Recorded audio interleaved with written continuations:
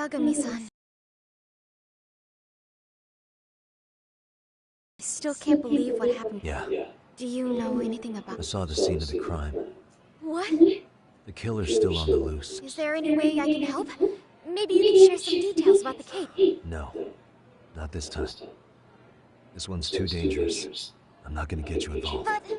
Just leave Sawa-sensei's case to me. Don't you have your own cases to solve? Yagami-san... Okay. Listen, you're a brilliant kid. You can't afford to let this throw you off your game, right? Yes, you're absolutely... If I let that happen, it'll damage the MRC's credibility. Exactly. And please spread the word to the rest of the MRC. That'd help me out a bunch. Yes.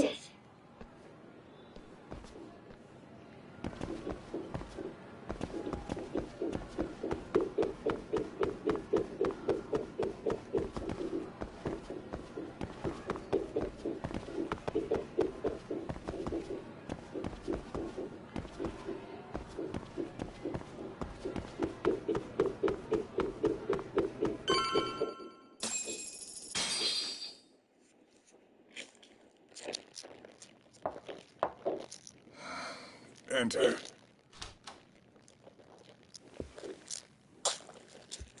Thank you for coming. Sure. No problem. Have a seat, if you would.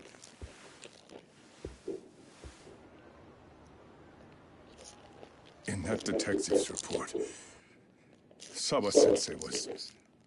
Well, it said you were the one who found her body. You're able to see things I can't. You have something of a gift for that, Yagami-san. I wish I could agree with that. But... I'm overlooking details. I'm letting too much slip away. And quite frankly, there's still a lot that I haven't figured out yet either. Like what? May I have an example? There's this local handyman. Kawana is the name he goes by in the city. Right before it happened, I ran into him in front of Sawa-sensei's apartment.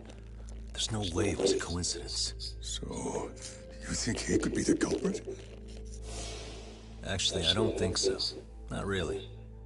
That said, Kawana has something to do with all this.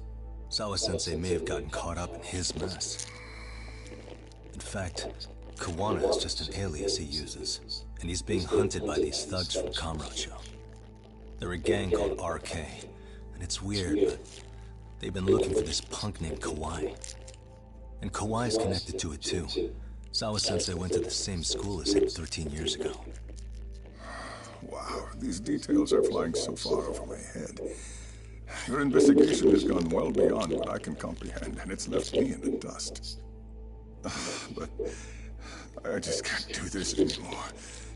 Between my own faculty and the press, I'm being bombarded. I'm afraid it's just too much for me to bear. I'm sorry to hear that. But you know what? What's been the hardest part? Is feeling so powerless as all these young people have their lives cut short. Ikushibukun being discovered dead. Ehara-san committing murder on video. And now poor Sawa-sensei's tragedy too. I can't help but feel in my heart that these incidents are related. That somewhere below the surface, all these misfortunes are connected to the same root. I would have to agree. Then I suppose it's only a matter of digging down deep enough. Though I couldn't begin to imagine how much soil would have to be turned to uproot it. But one thing, Yagami-san, if you would, could I ask that you continue to keep digging until you get to the bottom? Can you? Sawa-sensei deserves to have her chance at justice. A wonderful teacher like her.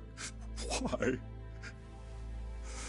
She had her whole future to look forward to, the poor woman. And now this happens. It's just not right. As it stands, I still need to collect more evidence. So you know, I can't make any promises just yet. I could hit a dead end. But no matter what anyone does, no matter who tries to stop me, I'm gonna keep digging. You're a saint. these past few days have... And I appreciate the good news. Of course. I'm glad we could talk, Chairman. And now, Sawa-sensei's old class is going to be my next worry. I'm sure you're well aware that that class has some students with a penchant for causing trouble. I fear that with her gone, we may need to prevent a relapse for those bullies you stopped. Are you referring to Koda-san, then? I understand. While I'm working on campus, I'll keep an eye on them.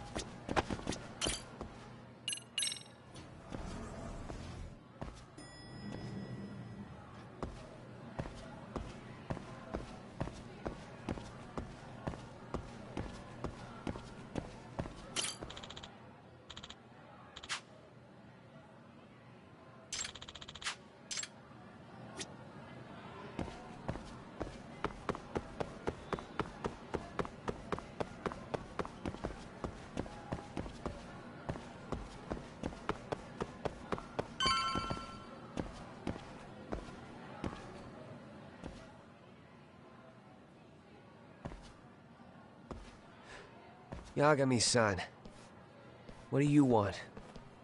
You know, things have been really weird around here ever since you showed up. First, they find Mikoshiba-sensei's body. Now Sawa-sensei winds up getting murdered. You the angel of death or something? Is that it? I wouldn't blame you for thinking that.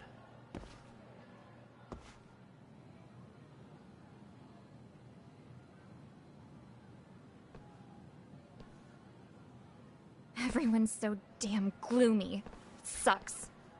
Sawa-sensei was popular with all the boys. But her classes were super easy, and honestly pretty boring. You won't catch me moping around crying about it like all these losers. Ha ha! Hypocrites. You assholes were practically celebrating what happened to Mikoshiba-sensei. Hey, we've heard enough out of you. Yeah? Fuck off, you little twerp!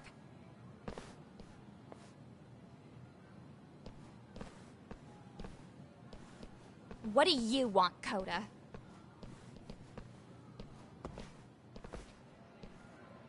Yagami-san, we're fine.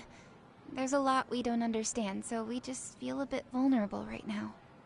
But, well, if you learn more about Sawa-sensei, could you please keep us in the loop too? Oh please, bitch! What's with this goody two-shoes bullshit? Fucking chill, Akane. What's your problem?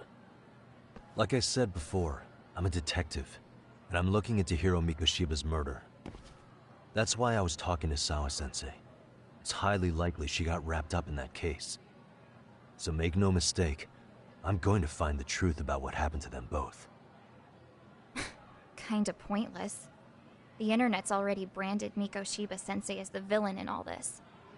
Everyone says he had it coming since he used to be a bully himself. Yeah, I know.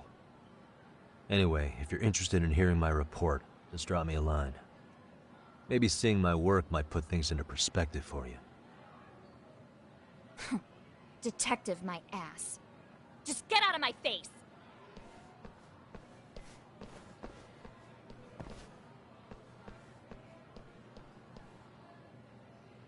So, about Akane.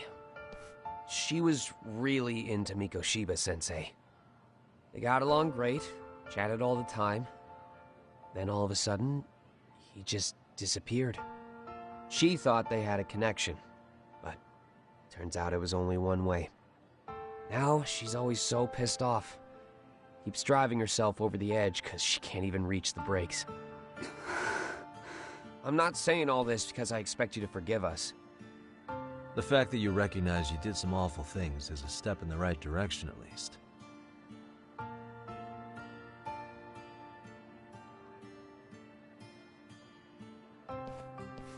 I'm sorry, Coda.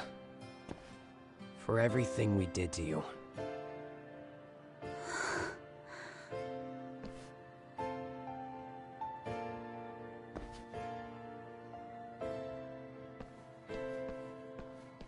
You can't expect her to ever forgive you. If anything, expect that she never will. I know. That said, good job apologizing. Thanks.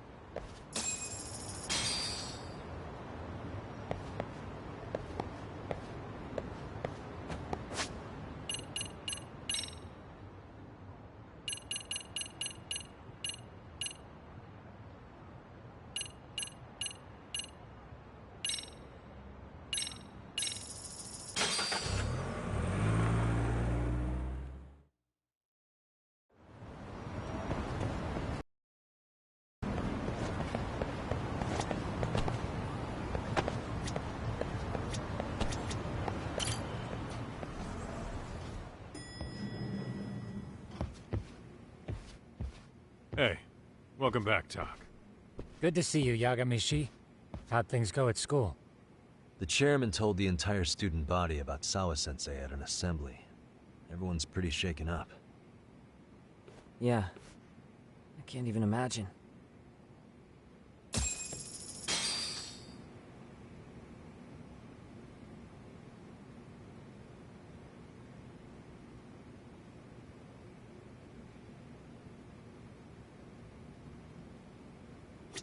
I gave the yearbook I took. Why don't you check? Oh, I still can't wrap my head. We've been waiting for you, Yagamishi. Let's plan our next moves. Are you ready?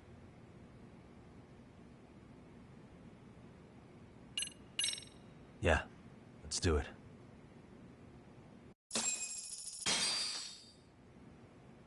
While in a meeting yesterday, Sawa-sensei received a call that her apartment was broken into, prompting her to go home. Judging from the events that followed, RK must have called her using the apartment manager's name. And that's how they got to Sawa-sensei. But RK wasn't after Sawa-sensei. They were actually after Kuwana, weren't they? Yeah, Akutsu and Soma both said so. I think Sawa-sensei was used to lure Kuwana out. Why would Sawa-sensei be bait to draw out Kuwana? How the hell are those two connected? That too, but why is RK even after Kuwana-san? Thugs from Kamurocho want a handyman in Ijincho? Right. There's still a lot we don't know. We need to find Kuwana before RK does and get some answers out of him. Kuwana isn't even his real name. Apparently it's Kitakata.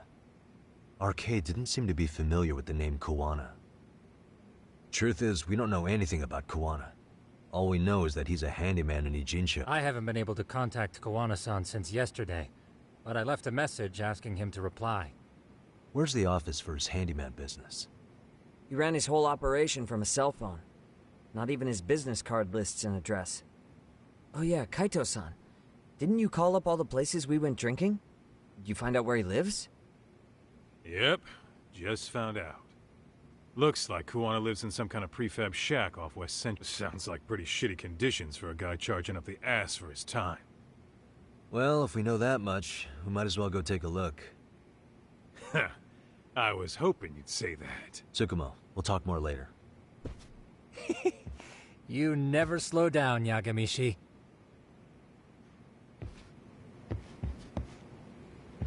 Let's hit it.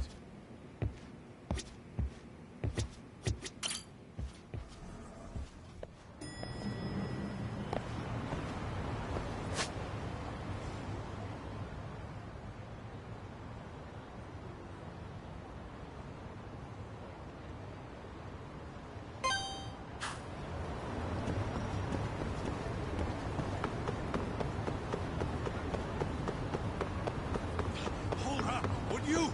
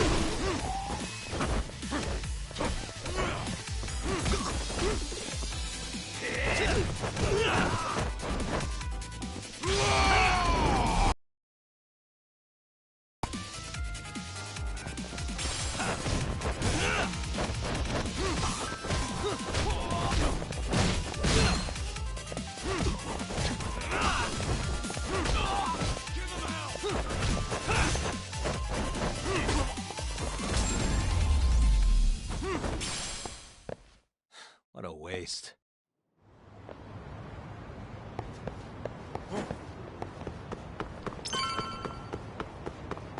What is it?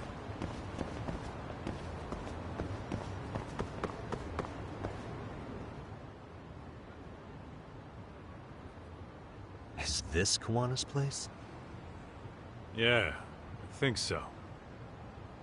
Guess it's kind of fitting for an unlicensed handyman.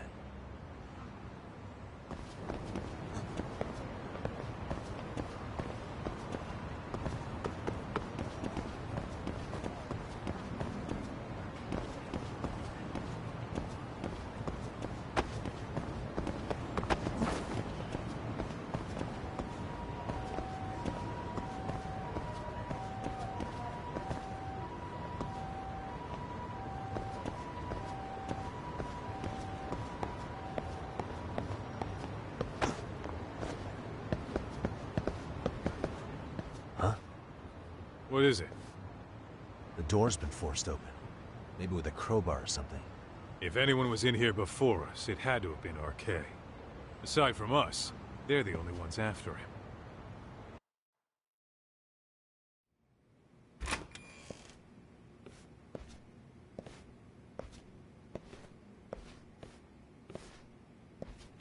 That means they're already a few steps ahead of us. RK's got the numbers behind him. We can't beat him to the punch every time. I don't think Kawana's been back since last night. He probably caught on that he's a wanted man. He might not even be in Ijincho anymore. Then what do we do here? His real name's supposedly Kitakata. I want to know who he really is and why he used a fake name. That'll make his connection to Sawa-sensei clearer. So you want to find clues that point to his true identity? Is that what you're saying? Took the words right out of my mouth, Kaito-san.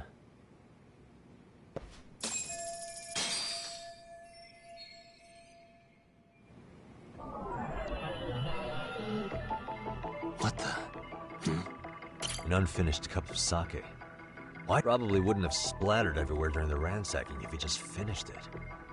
Doc, the floor is still soaked over here. Really? Then it hasn't been long since that sake got knocked over. Yeah. If they were the ones here before us, then we must have barely missed them. Suspicious. What the? Cigarettes. Are these Kuwana? I don't think so. Pretty sure he's been vaping. But maybe he craved the real deal every now and then. Yeah, people do smoke both, depending on the situation. Hey. Leftovers from a ramen cup.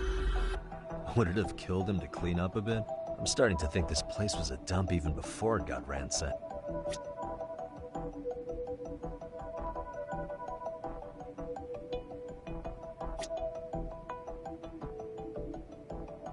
Suspicious.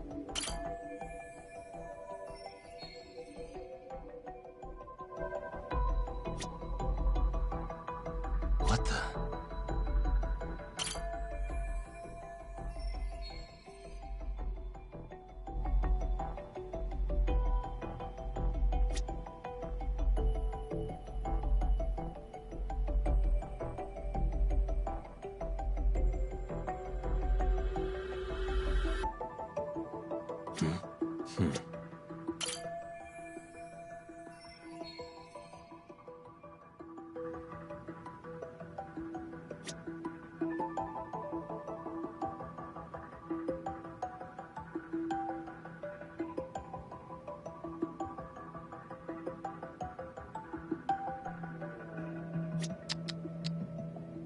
Hey. An ashtray. Huh. That's weird. What? With all the gross garbage in here, this ashtray is oddly empty. Think so? Suspicious. I mean, yeah, it's clean and all, but so what? Could just be freshly empty. Except it hasn't been washed, or even used in a while. See the layer of dust on it? Okay, and? You think a dusty ashtray is gonna get us Kuwana's identity? Maybe. Or maybe it's nothing.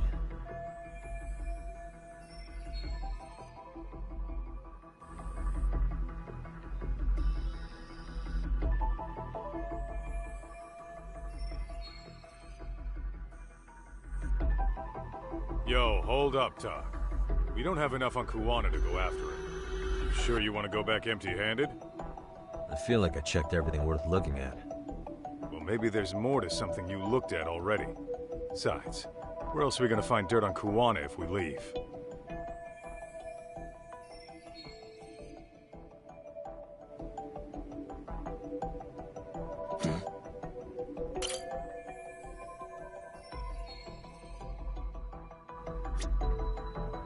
Hey.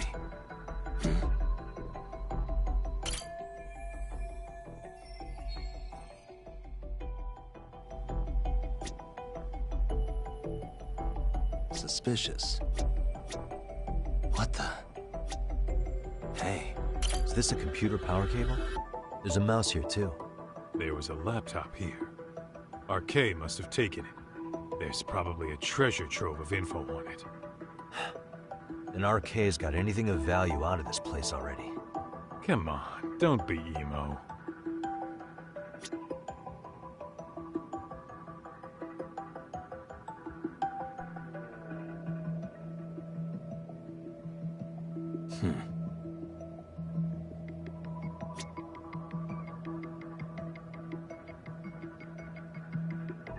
What the?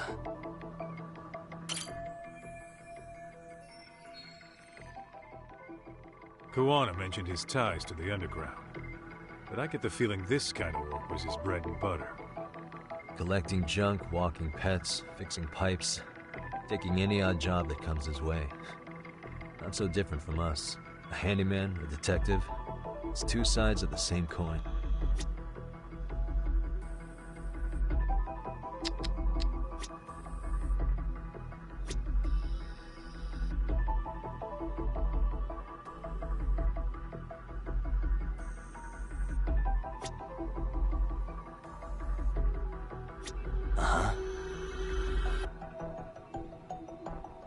Hey.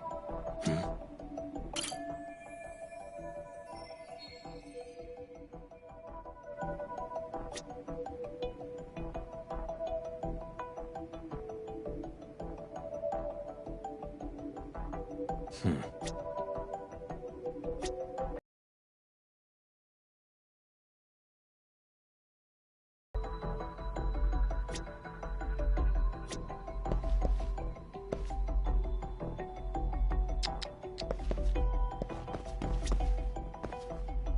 What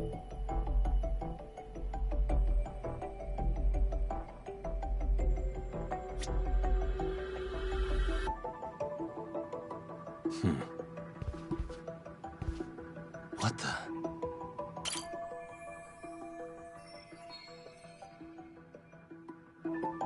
They made one hell of a mess in here.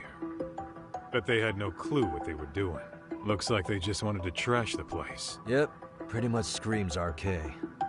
Nothing more than a bunch of punks.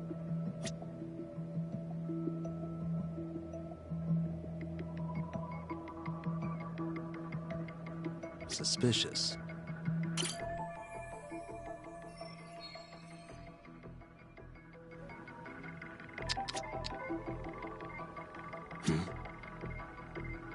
These cigarettes. There's something about them.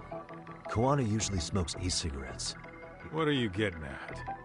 I don't think Kawana's smoking these cigarettes. Then why keep what you don't smoke? See? We gotta be more thorough.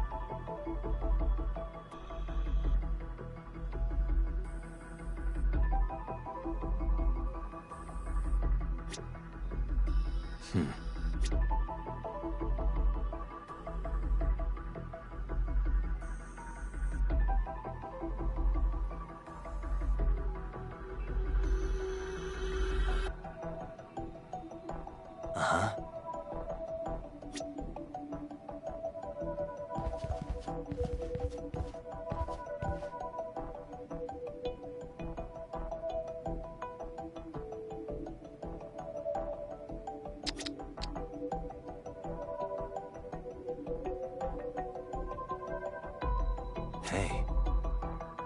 Suspicious.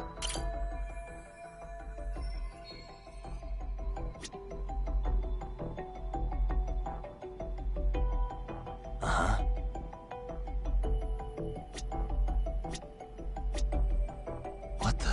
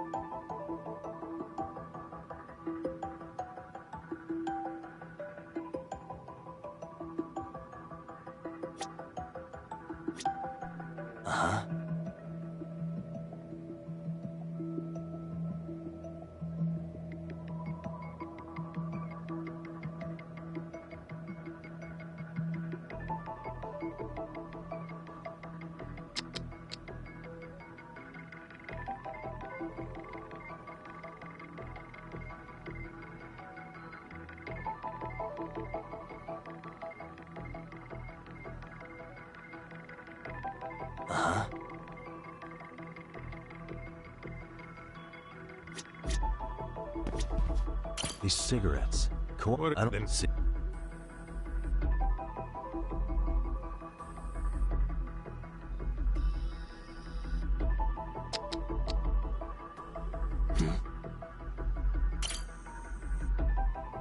Hey, look at this lighter. What now? Whoa. A USB memory stick disguised as a lighter. Damn. Did you just hit the jackpot or what? That has to be important if Kuwana was hiding it like this. What matters is the data on it. We'd be able to check it now if we had a Then why don't we head back to Tsukumo's?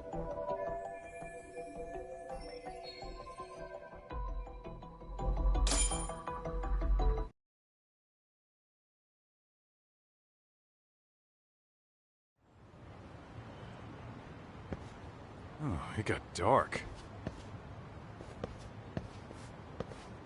Huh? What's the matter, Tak? Looks like a meet and greet. Oh, yeah? Think they're RK? Well, they're the only ones looking for Kuwana other than us, right?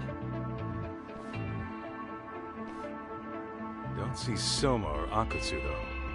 They sent the fucking B team. Probably for the best. If Soma was here, I don't think I could stay cool.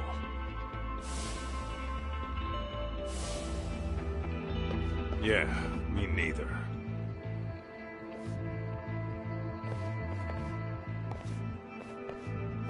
Which one of you is gonna talk? Where are Soma and Akutsu? There's no point in talking to a dead man. Uh-huh. Well, if that's how you're gonna play it, then we're not holding back either.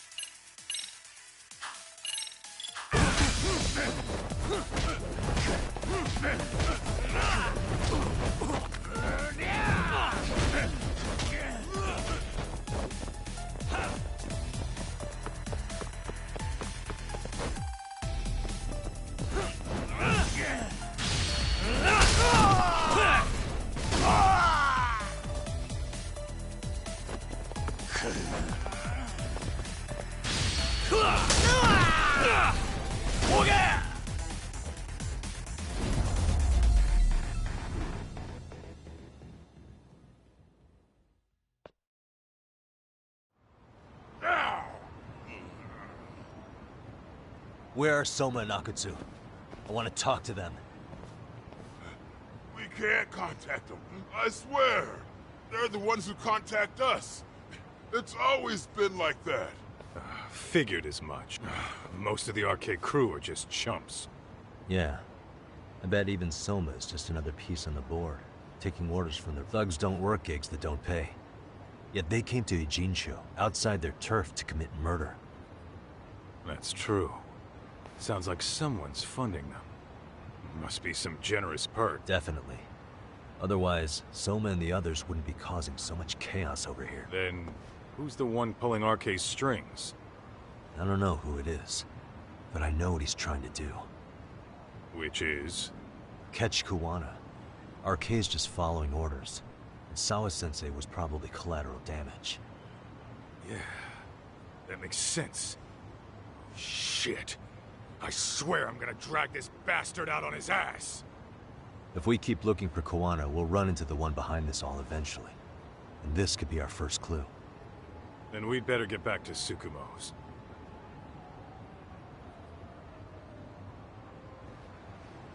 What's going on out here? Are you friends of Kuwana-san's? Yeah, we are. And those gentlemen on the ground? Those guys? Oh, yeah, they're just wasted. Little nap and they'll head right on home. Ah, I see. Well, that's just fine. Excuse me, but you know Kuwana, don't you? Sure. I mean, he's lived next door for the last 10 years. He's a handyman. Anytime we were short-handed, he'd come by and help us out. We'd pay him with our daily special. I haven't heard from Kuwana since last night. Do you happen to know any places he visits often? Let's see. He has an uncle that took him in when he first came to Yokohama. Called him a distant relative or something. He's an ex-Yakuza running a bar since he got out of the game. Apparently, this uncle is how he started getting gigs around town. What did Kuwana do before he became a handyman? Beats me. Maybe some kind of corporate job? I don't think I've ever asked. Where can we find Kuwana's uncle's bar? Oh, the bar's called Siren. It's over in Chinatown. I've been there 2 or 3 times myself. The owner's a real nice guy. Hard to tell he was ever a Yakuza. Then we better get over there too. Can't afford to fall behind RK again. Let's hurry. Thanks for everything. And sorry for bothering you. Oh, don't mention it. Kuwana-san first arrived here. The owner of the bar is... Let's hit it.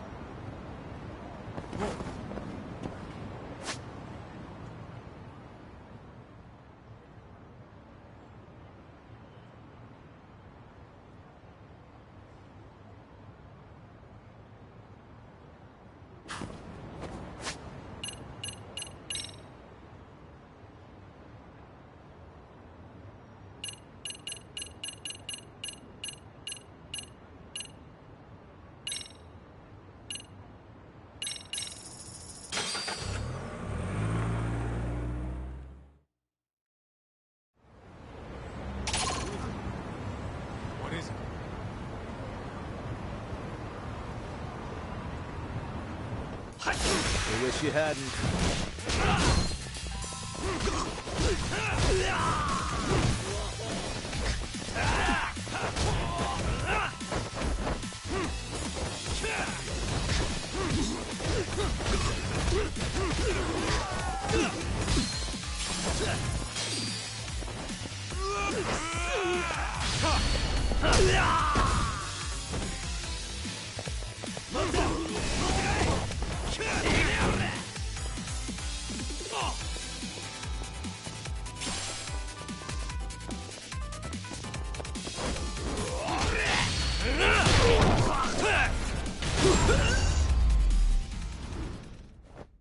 Really, guys?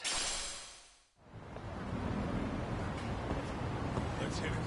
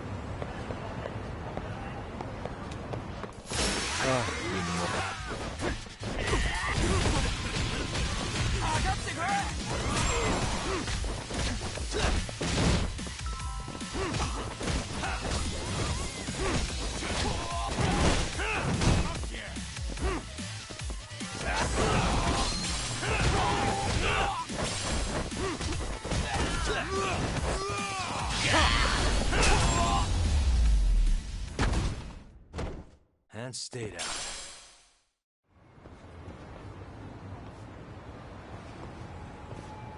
Siren. This is it, Doc. This is the bar Kuwana's relative runs.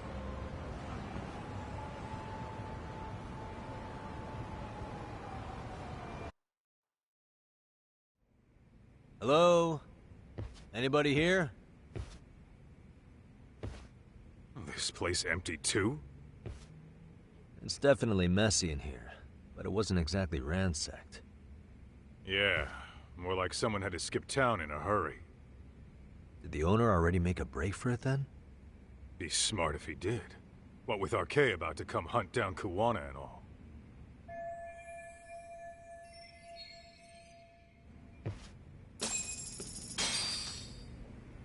Let's hit it.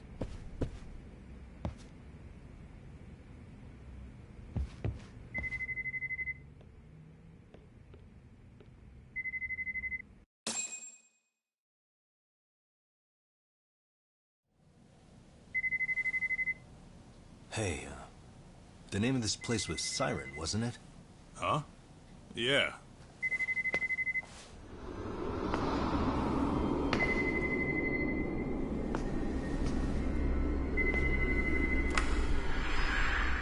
Hi. You've reached Siren? Soma. That was well played. How silly of me. This pretty little thing is for women. Have I told you what RK stands for yet?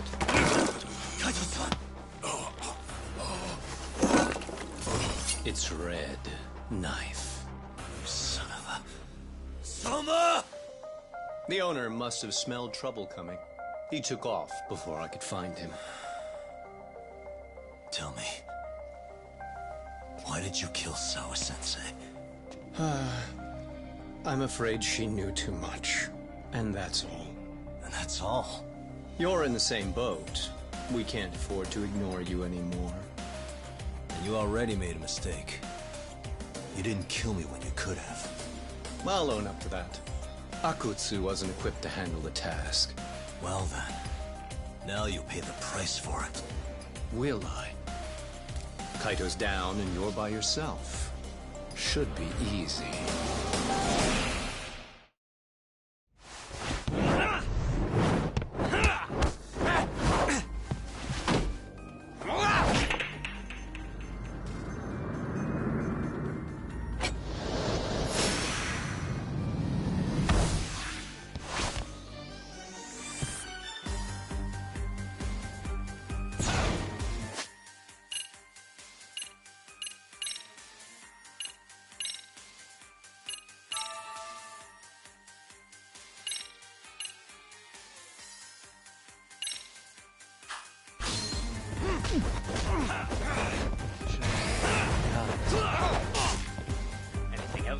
sleeve?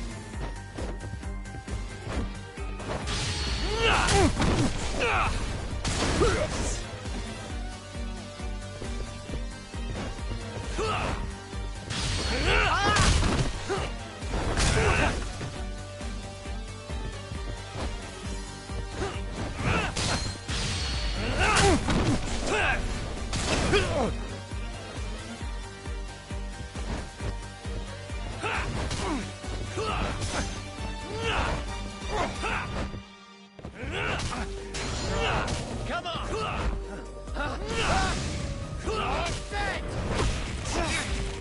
I'm right here!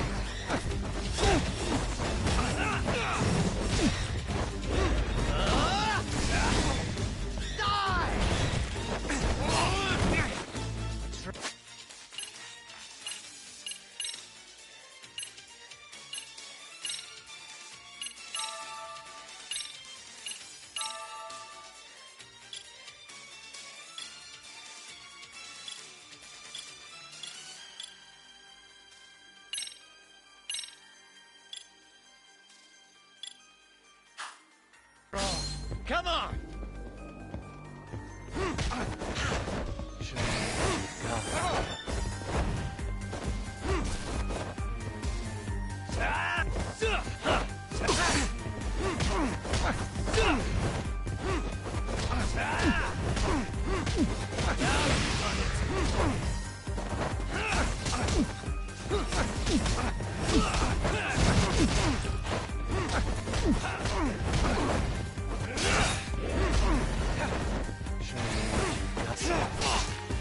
Anything else up your sleeve?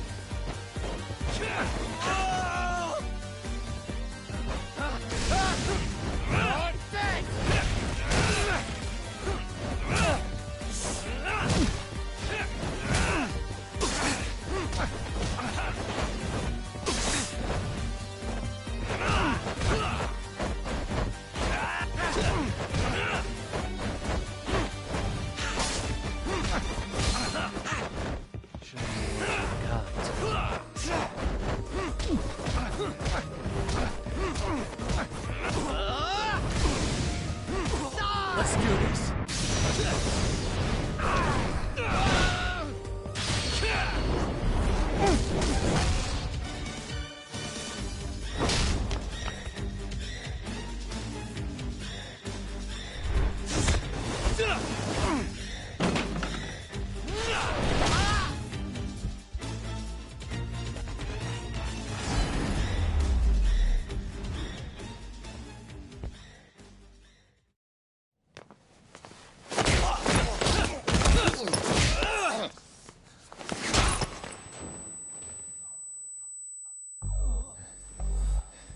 Well, you're scrappy, aren't you? Impressive. Maybe I should have prioritized stabbing you over Kaito. Fuck. You're kind of struggling to stand, aren't you? Give it a second. That kick went to your temple. I'm sure your head is spinning. Trying to rush it will only make it worse. Incidentally, Sawa-sensei didn't suffer long like you will. What the hell?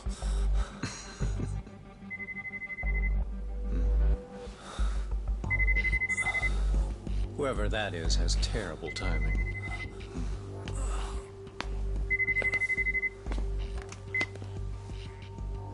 What the hell are you doing in my bar? Hello? Is this the owner? Yes. Kuwana-kun warned me you'd show up. I decided I'd get out of there before you did. Don't expect that I'll ever come back either. All I wanted with Kuwana-san was to have a little chat.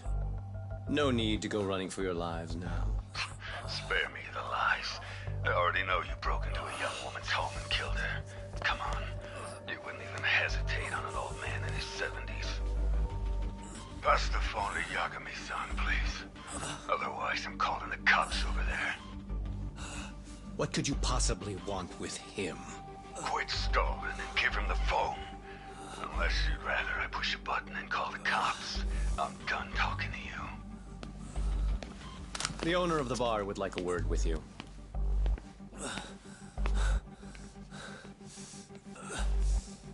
Sorry, but this'll have to wait. Can you get an ambulance over to your bar right away?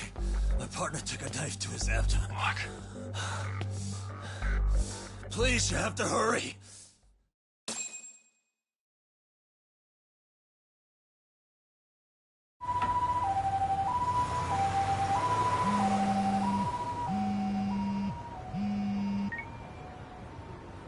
Hello? Your partner is in good hands now. Just as you asked. I'm watching you as we speak. Oh, and don't bother looking for me. I won't be meeting you there. Instead, there's a karaoke bar called Survive. Heard of it? You'll find it in the entertainment district along the river. Safest bar in town. I only showed up at your bar so I could ask you about Koana. Does this mean you want something in return? We'll get that sorted out. If you promise to meet me alone. No, I won't be at Survive for long. If you don't make it in 10 minutes, you'll never hear from me again. That's one way to motivate someone. Clock's ticking, by the way. So, Survive in the entertainment district? Correct. See you soon. It better be. Apologies for the wait. Let's go.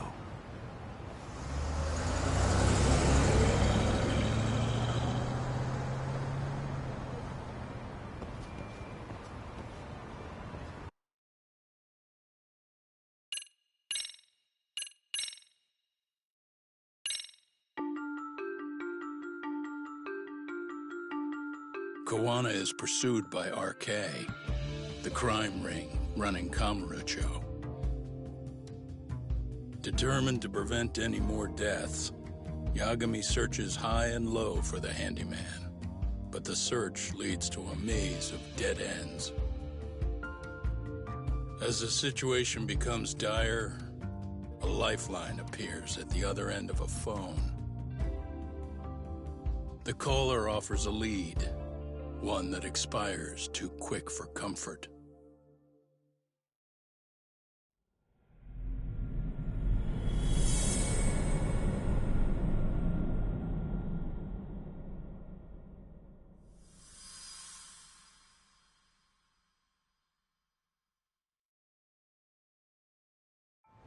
I only showed up at your bar so I could ask you about Koana. Does this mean you want something in return? We'll get that sorted out. If you promise to meet me alone. No, I won't be at Survive for long. If you don't make it in 10 minutes.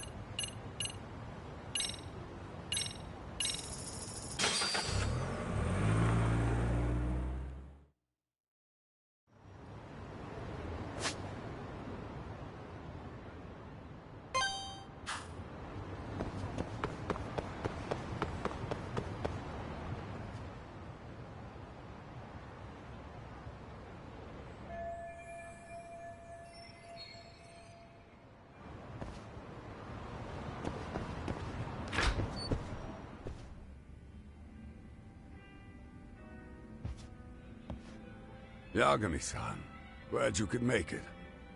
You the owner of Siren? Yeah. Let's take this to the bar. Follow me.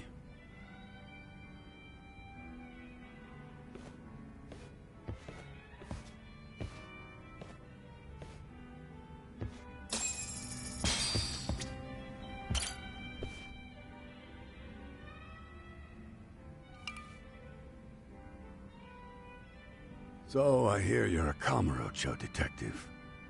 Yeah, and you're a distant relative of Kawana's. Can I ask your name? No need. This'll be the only time we meet. But to Kawana-kun, I guess you'd call me his uncle-in-law.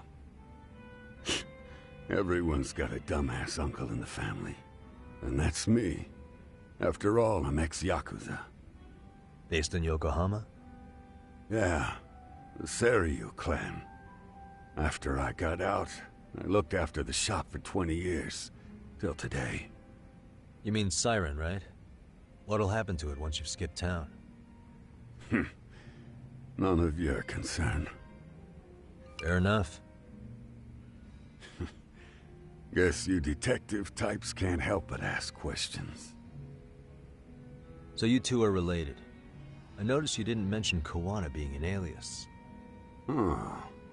Done your homework, I see.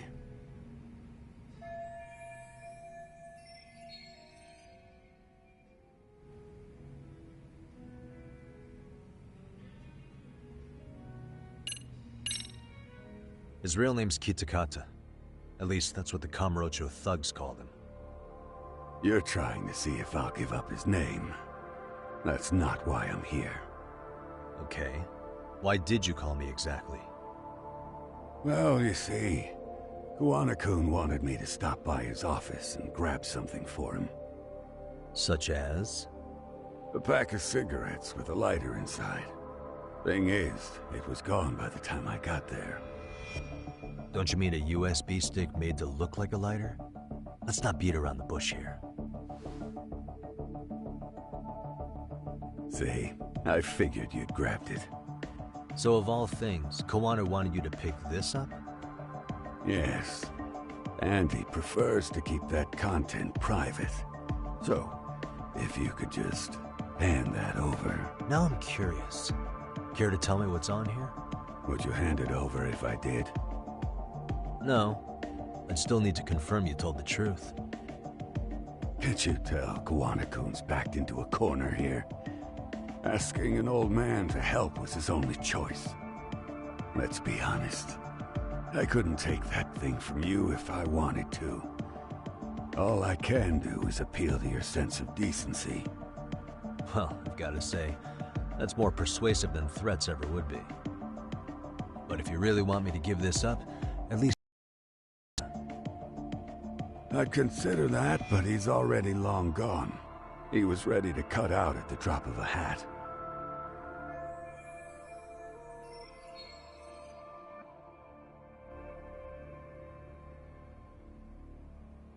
If that's the case, unfortunately, I'll need to hold on to this. A high school teacher was killed by the thugs that went after Kawana. Her name was Yoko Sawa, a young woman dedicated to her career. I'd met her while investigating the murder of a student teacher. But while trying to get her side of the story, I ended up running into Kawana outside her apartment. Do you know anything about this woman? I don't. You're really drawing a blank? You don't know anything about criminals coming all the way from Kamurocho just to get at Kawana? Do you at least know how they're connected to Sawa-sensei? Again, that's a negative. And this flash drive's my only concrete lead? If it's so important to Kawana, he should have come himself, rather than send a middleman. Don't be so hard on him. I'm the one who taught him all his tricks. Are you saying Kawana's ex-Yakuza too? Nah, he was just your average civvy before all this. But circumstances as they were, he had no choice but to go underground. That's when he came to Ijincho, and I took him under my wing. I'm the one who suggested the handyman thing. But he took to the underground with real gusto. What do you mean, gusto? I'm not just talking him up. He had good reasons for diving headlong into the shadows. Good reasons? Care to give me one or two? You'll understand once you see what's on the lighter. Both Kawana-kun's past and his purpose. That takes care of everything I have to say. Not sure it's such a good idea for me to just let you leave. Thinking about stopping me? Wouldn't be wise. This joint doesn't take kindly to that behavior.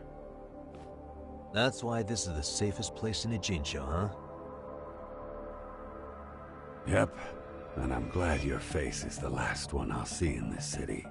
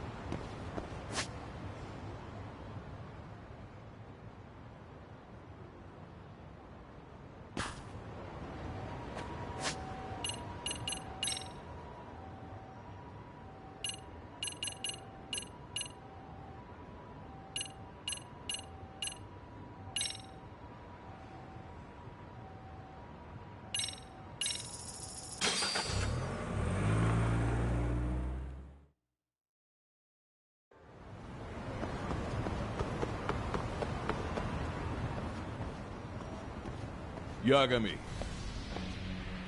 Oh, great. It's Claw Guy. You were with the Yuma, right? They say you brought your little posse from Tokyo. Knew I couldn't trust an outsider. Posse?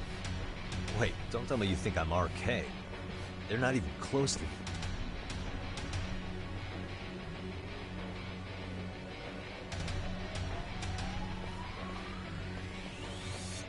Hey, Tesso, you got this all wrong.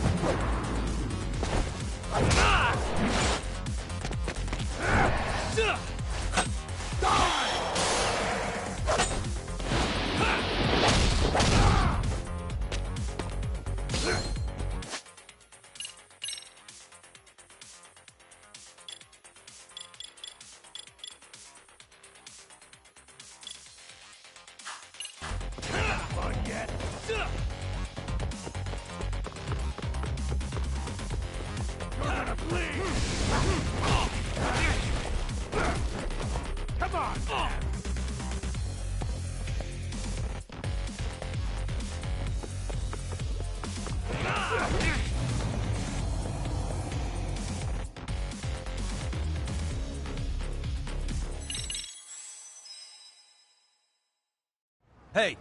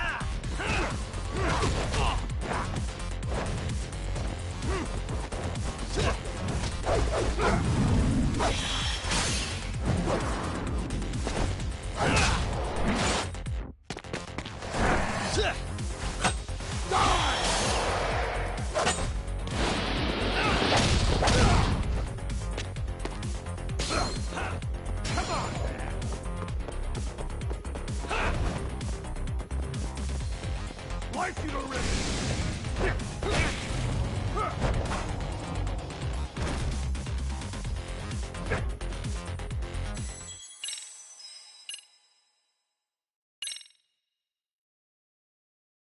Hey!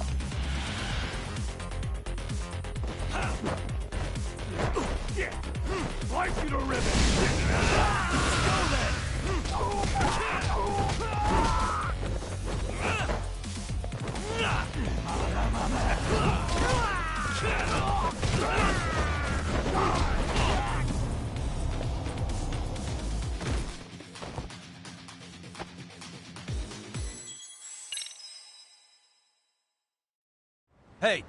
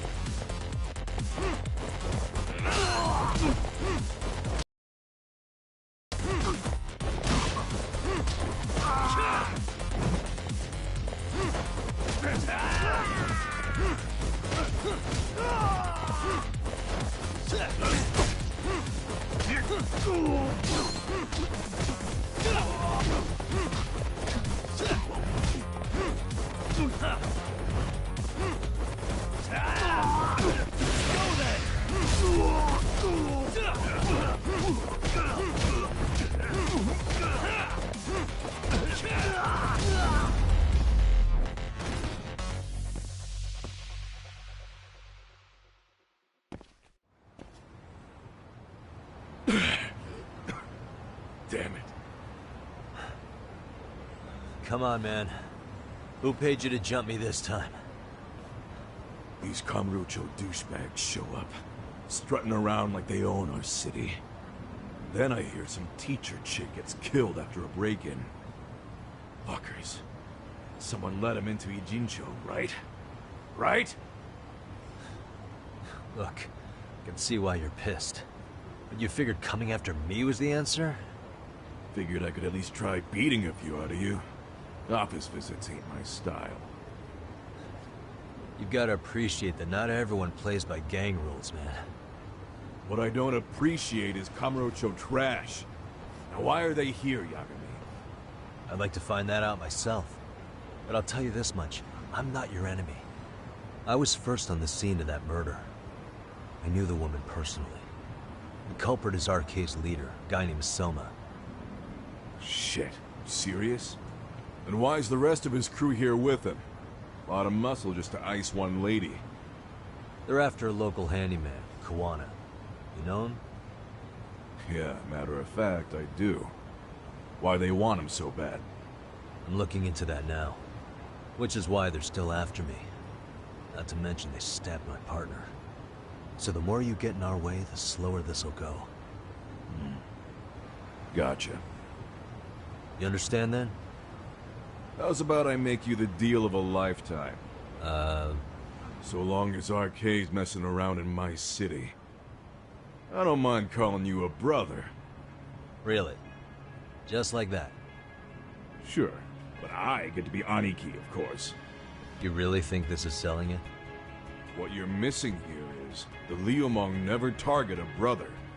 So now, if anyone lays a finger on you, the Liumong's taking their head. Same rule for all the ladies here in Ijincho. Anyone gets fresh, they become fresh meat. You with me on that, brother? Oh, this is gonna take some getting used to.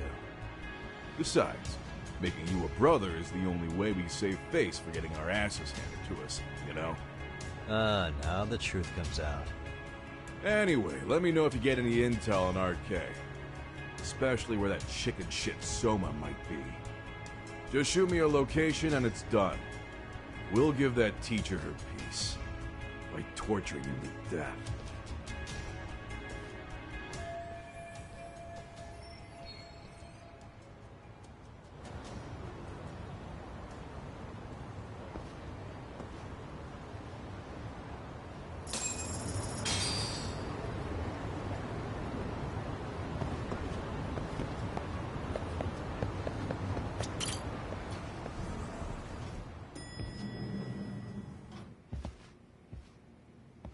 I was just thinking of calling you, Yagami-shi. I heard Kaito-san got stabbed at Siren. Is that true, Yagami-san? What the hell happened? Look, I promise I'll fill you in, but right now I really need Tsukumo's help. With what? I found a USB drive at Kawana's hideout. It was disguised to look like a lighter. We have to know what's on it.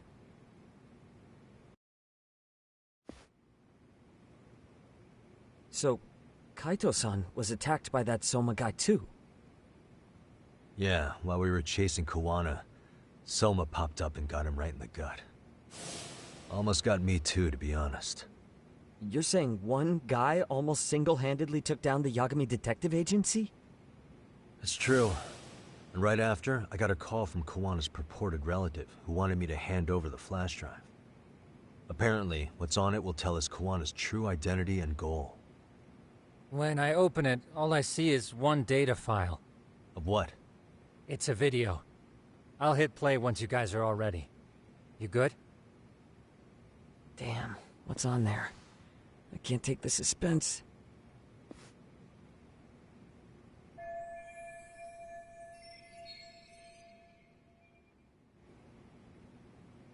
Let's make it full screen.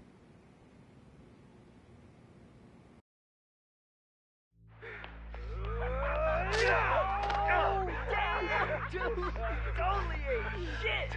So did I. Come on, Mitsuru. Quit being a little bitch. I told you to take it in the face. Alright, let's do it over again, okay? Suzuki, make sure you're getting this. Yeah. I'm gonna really fucking nail him this time. Smile. Ready when you are. Hey, get your ass back! Mitsuru!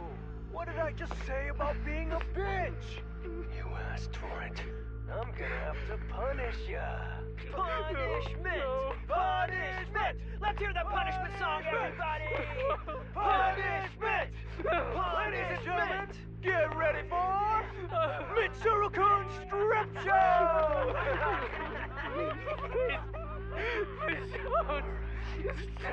Stop! You little shit, did you just kick me? Huh? Too late to get tough now, Mitsuru.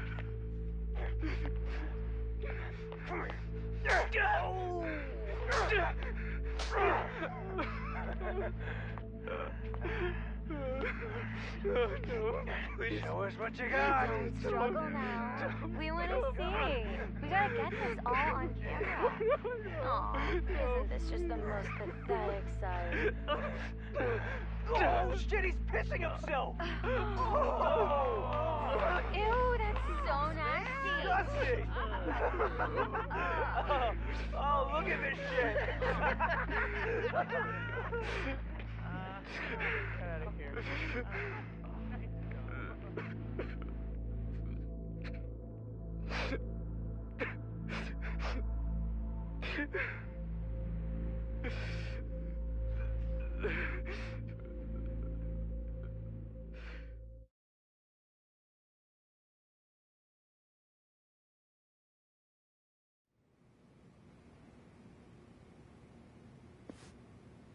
These little shits are the worst. One of them said something about Mitsuru Kusumoto stripping? Yeah, he was Sawa-sensei's classmate. 13 years ago, he jumped off the roof of Kurokawa Academy. He's Reiko Kusumoto's son, right? Vice Minister of the Health Ministry? 30 years old and still in a coma. It seems we've stumbled on private video footage of Mitsuru Kusumoto being bullied. And it was on Kawana-san's secret flash drive? Why would he have this? I don't know. But his uncle said it's our lead to Kawana's real identity and motivation. Huh. Just a moment. This frame gives us a good look at the key players' faces. Why don't we try gleaning what we can from it? Sounds good. Let's dig in.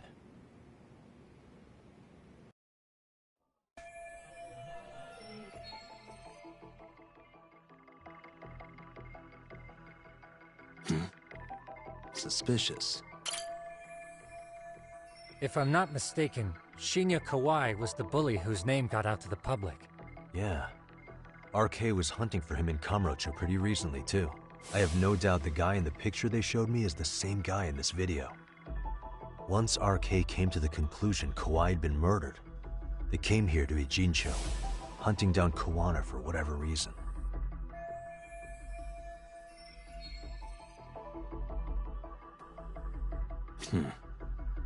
What the? This girl recording the bullying on her cell phone. Someone said her name in the video. Suzuki. There's another familiar face. So it all comes circling back to her. Right. This Suzuki girl has a different name now.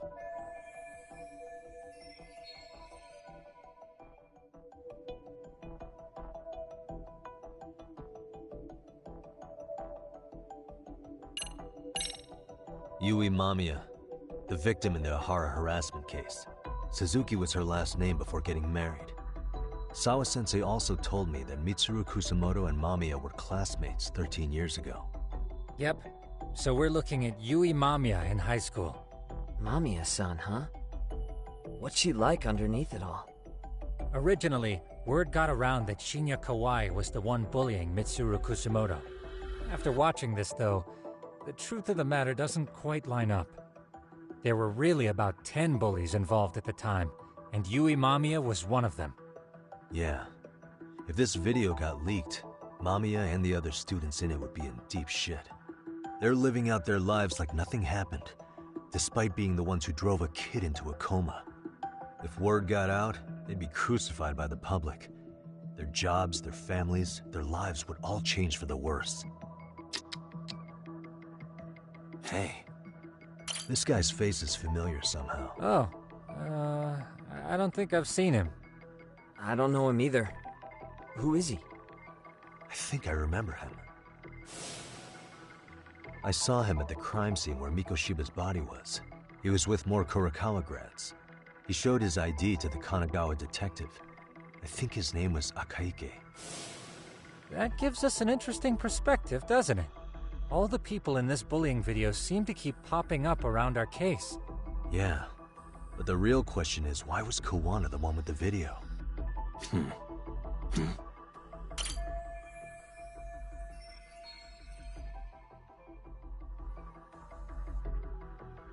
I feel bad for Mitsuru-kun. No one helped him, even with everything he was going through. 13 years ago, his mother was still just some nobody working at the Ministry of Health. She seems to have split with her husband and looks after her son on her own now. I don't know all the details, though. Hey, crazy theory, but what if this husband she left was actually Kawana-san?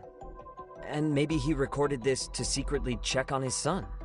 No, Kawana doesn't look like he could have a 30-year-old kid. Let's look for other possibilities.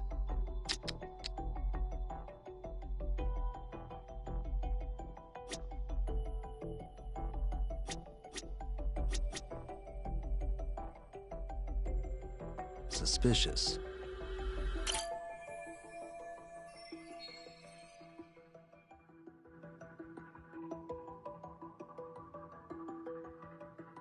September 17th, 13 years ago.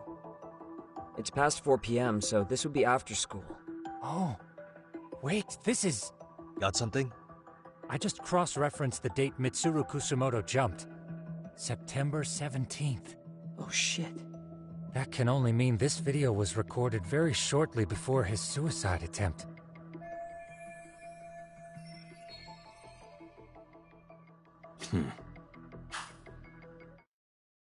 The video may have provided some interesting connections, but we still don't have that crucial link. The link being the reason Kawana-san came to possess this, of course. Right. Kawana's either the one who recorded it himself, or is at least a recipient of the video from the original witness. Kawana-san and Sawa-sensei knew each other somehow, right? Well, then, maybe Sawa-sensei recorded it 13 years ago, and then had Kawana-san look into it, as one of his handyman requests. It's possible, but it just feels off. Why's that? Because of what Siren's owner said to me. Okay. You'll understand once you see what's on the lighter. Both Kawana-kun's past and his purpose. He said we'll know Kawana's true identity once we watch the video. But that hasn't been the case so far. Yeah. What identity could we draw from a secret recording of some bullies? Assuming Kawana's in his early 40s, he would have been about 30 13 years ago. What if he was a school teacher of the students in the video? In that case, we should consult the yearbook Segura-shi brought back. The one that was in Sawa-sensei's room? You still have yet to look through it. That's right. Let me go get it. The way you're talking, I assume you've already taken a peek? We have, but unfortunately we didn't find Kawana-san's face among the teachers. This is the page for Mitsuru Kusumoto's class. Both Sawa-sensei and Mamiya are there too. So the homeroom teacher was... this guy. Apparently he witnessed bullies harassing Mitsuru multiple times, yet he would overlook it. All he did was smile and tell them not to overdo it. It's not Kawana. This is someone else. We checked the rest of the teachers too, but never spotted Kawana-san. Mitsuru Kusumoto. This picture doesn't look like it was shot for a yearbook. Correct. He was most likely already in a coma when photo time rolled around.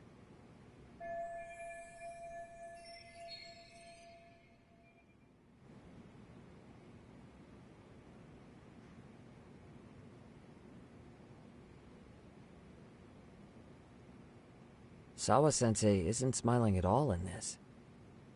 Huh. She did mention she blew off her class reunion. In fact, she hadn't kept in touch with her classmates at all. No surprise there. Mitsuru-kun would be bound to come up at some point. This is Yui Suzuki. She's definitely one of the girls in the video. Yet another classmate involved with Mitsuru Kusamoto. Seems like a bunch of the students on this page were in the video, huh? Yeah, but I can't find Shinya Kawai in here. Oh. Yeah, you're right. He's not in there. If I'm not mistaken, Kawai left the school once he started catching flack for being Mitsuru-kun's bully. At least, that's what I read online. No real evidence yet, but it definitely sounds like how it would have played out. But the truth is, there were more bullies who should have seen consequences besides Kawai.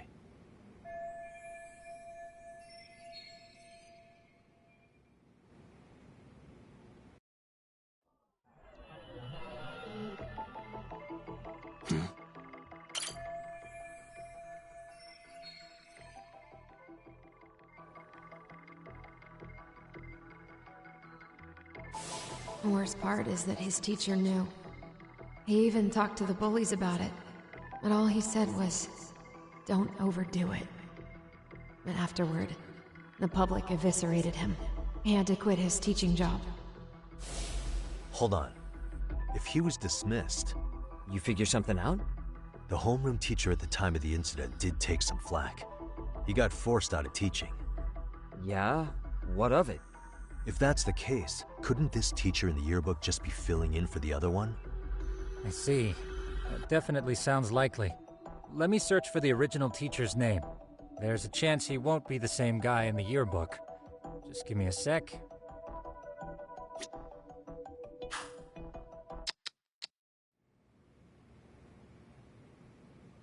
Yagamishi, I found it. The name of Mitsuru Kusamoto's former homeroom teacher. You were right. It wasn't the same teacher in the yearbook. This one's name is Yu Kitakata. Kitakata? Huh? Don't tell me that's... His real name's Kitakata. Ring any bells? That's Kawana's real name. Soma said it to me once. So, Kuwana-san was the original homeroom teacher? I just found a picture. This is Kitakata-sensei from 13 years ago. It's Kawana. That's him, all right. Yeah.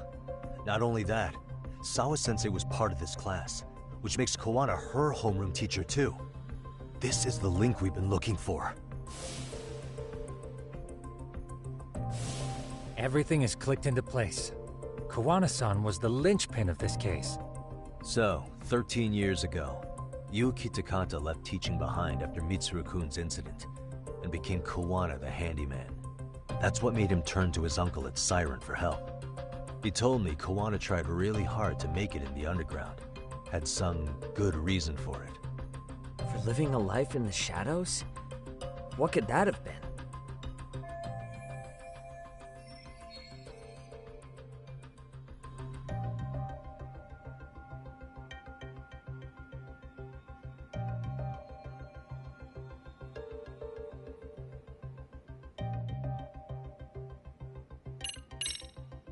To get revenge on the bullies. Maybe Kawana blames the fact that he had to quit teaching on the bullies who caused it to happen. Then, maybe all his hatred got aimed at Shinya Kawai? Possible. He was abducted 5 years ago by individuals thought to be his acquaintances. Huh. You think one of them was Kawana-san? I wouldn't rule it out. RK might have learned of Kawana's involvement while searching for Kawai. Maybe they came to a Jinsho so they could get details on the incident from him? Yes, that would explain RK's arrival in town as well. Hold up. Individuals who were his acquaintances? Meaning more people besides Kuwana-san, right? Could that mean... You got it.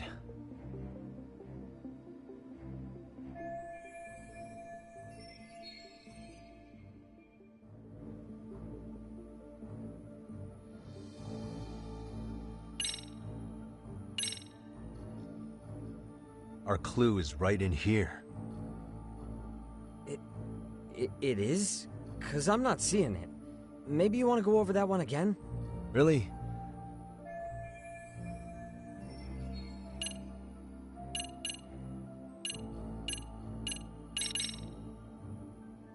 We already know this. Oh. The students in the video? Individuals acquainted with Kawhi. They certainly fit the bill. But why would they wind up abducting him? Huh. What makes you say that? Well, Kuwana had this on a secret flash drive, right? But to anyone in this video, it would be their worst nightmare for it to show up now. If it did, they'd be busted as bullies who drove a high school kid to suicide. Yep, it'd be a real disaster for them if that got out. They'd probably be done for in the public eye. Which means this video is Kawana's leverage. It's how he got them to go after Kawhi. You think this is enough leverage to drive people to murder, though? Kawhi was killed, right? RK is the only one saying Kawhi was murdered. No body's been recovered yet either. Okay, hang on. I'm barely keeping up with this. Yeah, it's a bunch of what-ifs stacked on top of each other. But there is somebody who could potentially confirm this. Who'd that be? Someone in the video. Mamiya, for example. I've met with her at her home. If she was involved with Kawhi's abduction, she could probably tell us what we want to know. I agree. Yagamishi's provided a working theory that ties together the Kamurocho and Ijincho incidents. So if we can get Yui Mamiya to corroborate this, we should be able to extract even more information from her. Perhaps even including Kawana-san's whereabouts. Yeah. Looks like he hasn't given us the slip just yet. Man, what the hell is that guy's deal? Mikoshiba and Sawa-sensei's murders, Ihara's alibi, Kawhi's disappearance. Kawana's most likely tied to everything. We'll get all the answers we need if we can find him. And I guess this is bringing us that much closer? Hopefully. I should go see Yui Mamiya tomorrow. You should accompany him, Sugiurashi. Considering we seem to be kicking the investigation into high gear. With Kaito-san out of commission, I'm sure Yagamishi could use a helping hand. I'll be fine right here. Your call, Tsukumo-kun. I'm cool with whatever. Thanks for lending him out, Tsukumo. I'll make sure he comes back in one piece. Hey, don't underestimate him as a party member. He can hold his own if you let him.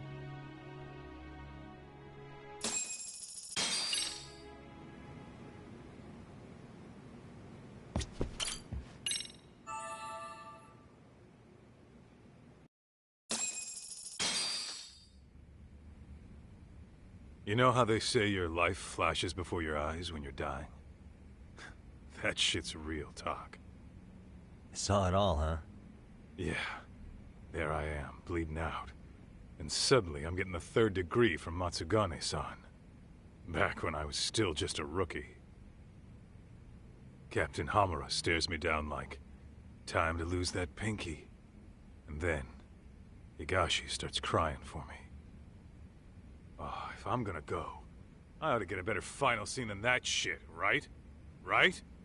I'm sure it'll be rosier when the time comes for real. Glad you pulled through, man. That bastard Soma, though. Next time, he's fucked. We could have avenged Sawa-sensei if it weren't for that stupid ambush. Well, you didn't tell the cops about him, did you? Had to give the cops a statement, so I did. With a generous side of bullshit. That'll get you busted, you know. I'm joking. All I said was the truth. That I got knifed by the same twisted fuck who got Sawa-sensei. In that case, it's only a matter of time until Soma's arrested. So for now, we'll go after Kuwana, the piece that ties it all together. We just have to find him before RK does. Kuwana, huh? He's on my shit list too, just so you know. Huh? Kuwana must have had some sort of agenda back when he first met us. In fact, it's probably because you were looking into Mikoshiba. He palled around with me all because of that. I wouldn't say that. Still. The moment an ass for me to kick turns up, this is the shape I'm... Just focus on getting better. Tsukuma will stop by later, too. What? Sugiura gonna give me the cold shoulder? He and I are off to question Mamiya. He said he'd drive us for Mijincho and everything.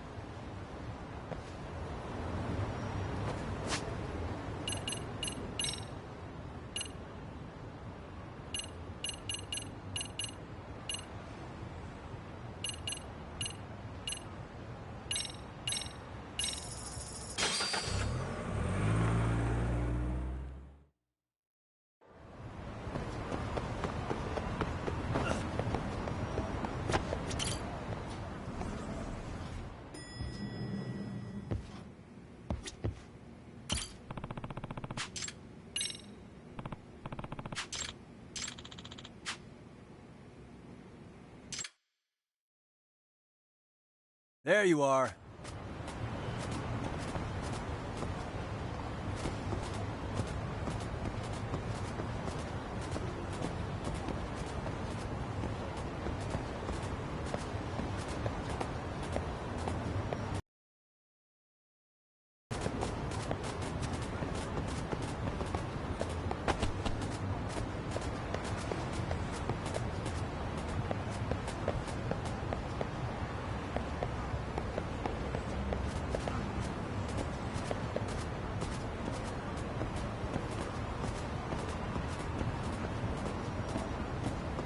Good dog.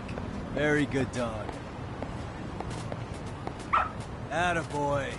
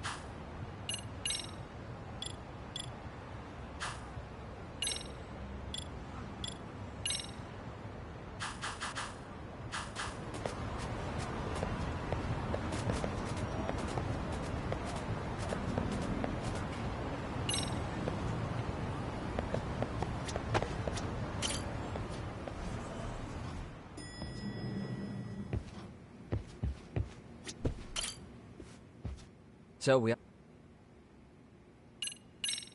Yep, let's go. Alright, if your theory... And even if that...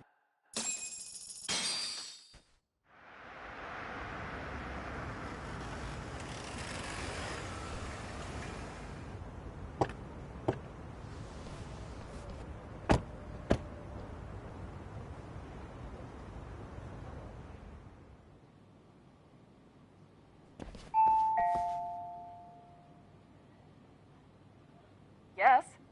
Hi, it's Yagami. I dropped by with Genda Law the other day. Not again. I have just a few more questions I'd like to ask you. You told me the last visit would be your only one. Seriously, why do you keep showing up here uninvited? Please, just leave me alone. I suppose I should mention, I'm here today as a detective, not a lawyer. So what? And my partner here is Sugiura. He's with an agency called Yokohama 99. Never heard of him. He's based in Ijincho. He's working a case. Maybe you saw it on the news? The murder of Seiryo High teacher Yoko Sawa, killed in her own apartment. You and Sawa-san were classmates in high school, is that correct? After leaving Kurokawa 13 years ago, Sawa-san moved to Ijincho to teach. Are you still there? What is it you want? I haven't seen Yoko-chan since graduation. Now go. You're barking up the wrong tree. Maybe you'll remember Kitakata-sensei then. I ran into him at Sawa-sensei's home right before the murder. He was your homeroom teacher at Kurokawa, but resigned after the Mitsuru Kusamoto incident. Just like you, he appears to be connected to Sawa-san. So why am I being singled out? Can't you just ask someone else? Believe me, it's a long list. But right now, we're here to find out how Sawa-san got mixed up in all this. You two weren't necessarily on bad terms, were you? If I had to say, we weren't on the best terms either. Ah, how convenient. Because that's a perspective I'd like to hear more about as well.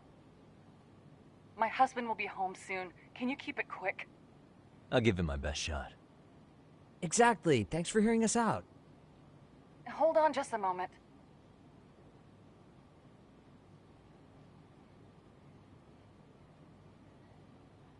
Huh. Wonder what's going on. You don't think she bolted, do you? Wouldn't count on it. Should we ring again?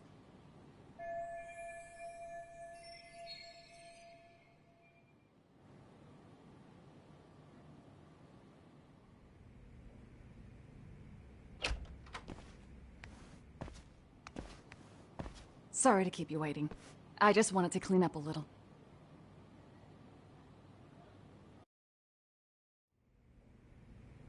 Is your son home today? He's at English school right now. I have to pick him up soon. Doesn't your husband help with any of that? You said he'd be home soon, right? Excuse me, but you are in no place to make those kinds of comments. Sorry. Didn't mean to pry. Well, what is it you want to ask?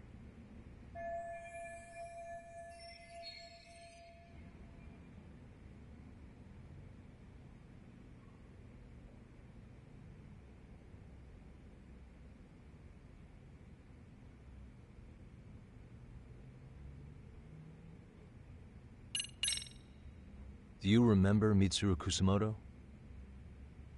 Yes, we were classmates in high school. He jumped off the school's roof after his classmate Shinya Kawai bullied him. I hear he's still in a coma, 13 years later. Weren't you going to ask me about Yoko-chan? I was, but there seemed to be an awful lot of Kurokawa graduates surrounding this case. And strangely enough, they were all in your class. Kitakata-sensei being the prime example, as well as a guy named Akaike-san. Remember him? Well, you're right. We were in the same class. And would you say you're all familiar with Mitsuru Kusamoto's situation? Yes, but that's not a warm memory for any of us. I understand. I'm sure it's not.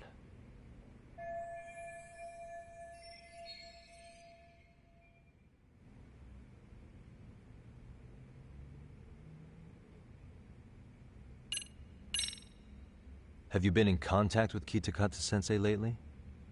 I haven't. He's someone I'd rather not have in my life. Are you surprised that he stayed in Ijincho after resigning from the school? No, not really.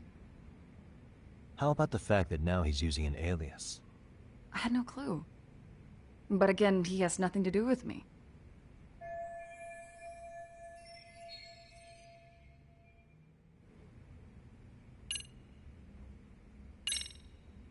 The groping was orchestrated, right?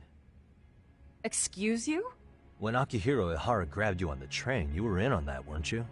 The whole thing was a conspiracy, staged to play out as it did. You need to leave. Right now! Dude, what gives? No one would even think to consider a predator and his victim could be accomplices. It's unheard of. But if it was to establish a murder alibi, that's another story, considering how much lighter the sentence is. That way, Ihara got away with killing Mikoshiba, paying only a fraction of the price. But as luck would have it, proving it is going to require you to cooperate with us now. If you don't get up the second, I am calling the police. I mean it! It took me quite a long time to figure out how you and Ihara were connected. But once I learned Yokosawa attended Kurakawa, it all started falling into place. She was in your homeroom class. She looked after Toshiro Ihara. She was the link to everyone. But just before I could ask her about any of this, she was murdered by Kamurocho gang. That same gang has been hunting your old teacher, Kitakata-sensei. What is it you want from me? Amiya-san, do you have any idea where But he hasn't answered his work line since Sawa-san's murder. I don't know! He was my teacher a decade ago! I barely remember his face! Well, I'm willing to wager Kitakata-sensei still remembers yours. I'll prove it right now. Oh, God.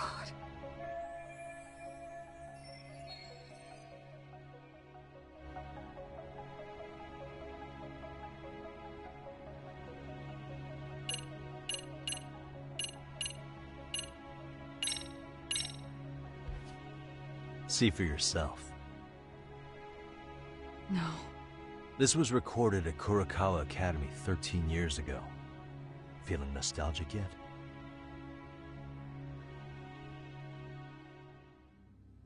It was well hidden.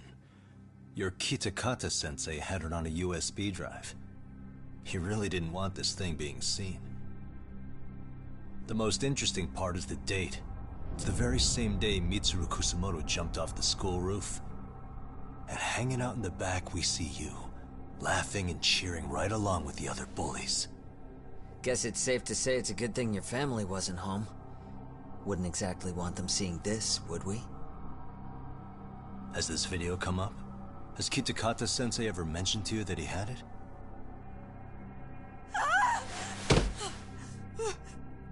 Please! Please delete it! Considering the angle, I get the feeling that this was recorded in secret. And based on your reaction, did you even know it existed?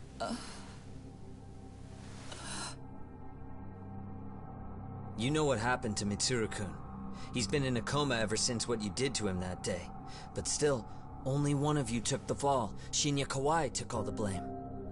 Well, sorta, being that he got fired, Kitakata-sensei took heat too. Still, you all just moved right along with your lives. You've even got happy little families.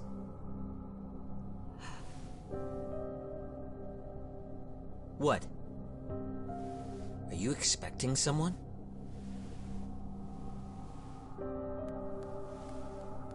Amiya-san? Well, I knew. What do you mean?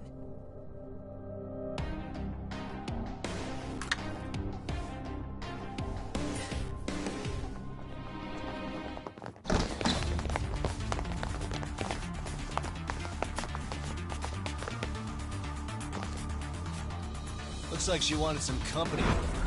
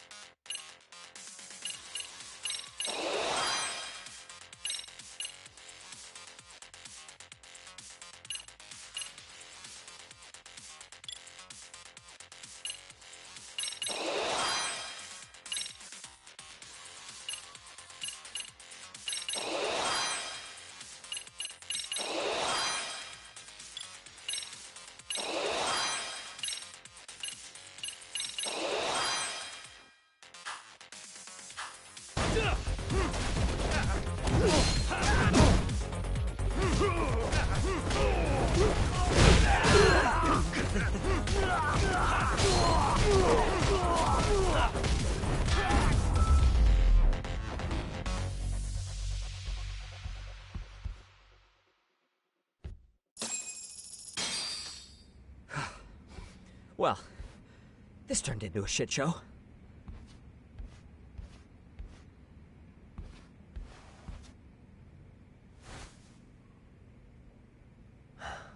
And would you look at that?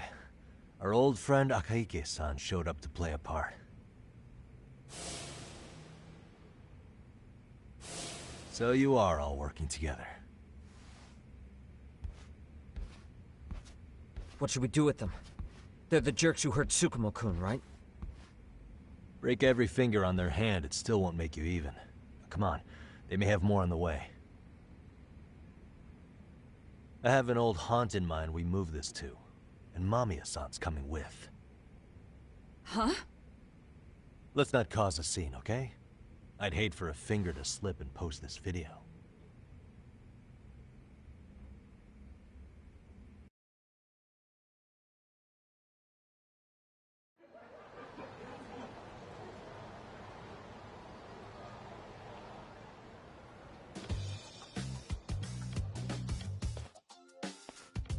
Hey, you think this is your personal jail, Yagami? What makes you think you can keep bringing captives here? Well, it's the safest spot we know. Doesn't it feel good to be such a reliable friend? Yeah, Higashi, be cool. We won't be around long. Be cool? You think time's the issue? This is about respect, man. What you call? We kicking him out? Oh, quick bit of news, Higashi-san. Kaito-san got shanked in Yokohama. What? What the fuck? Kaito Aniki? By who? You'll know once we're done explaining. Let me introduce you to Mamiya-san first. She called up her friends to come after us just a little bit ago. Yeah, and I'd do it again. I don't give a shit about that. What happened to Aniki? You better have paid him back already, Yagami.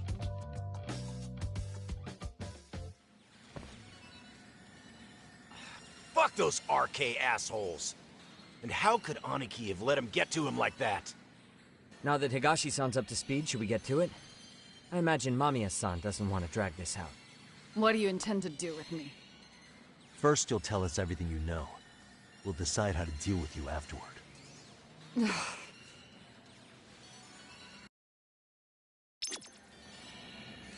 Then let's get this over with. What do you want to know?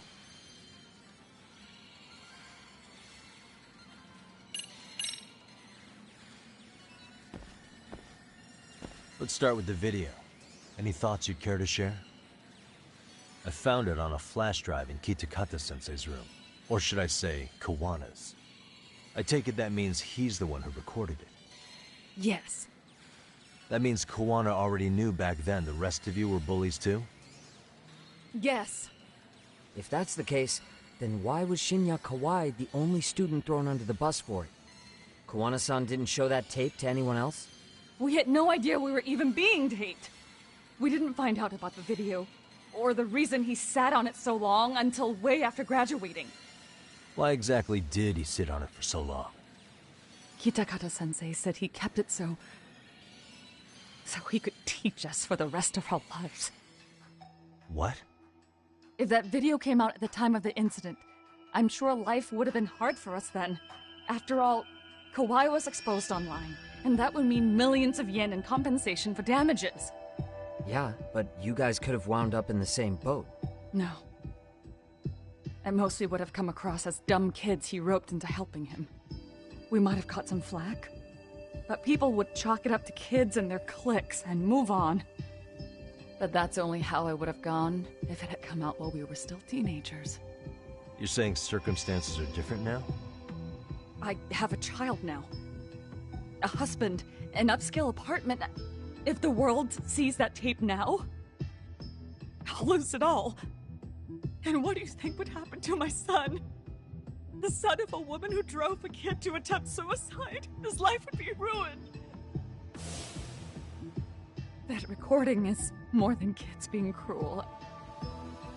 Mitsuru jumped from the school roof that very night and is still in a coma today. I get it. You have that much more to lose now than when you were a kid.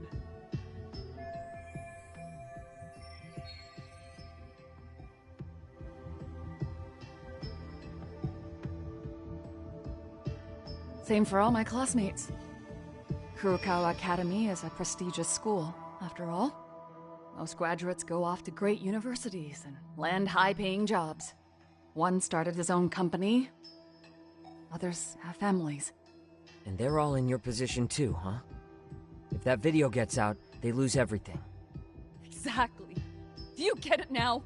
He waited for all of us to get what we wanted in life, just so he could threaten to take it all away. And when that time came, he started contacting us. Every student you see in that video. When was the first time Kawana approached you? 5 years ago. I was out on a walk with my son when he came strolling up out of the blue. At first, I barely recognized him. His eyes were so hollow. Then, without so much as a word, he took out his phone and played that video. He's a psychopath!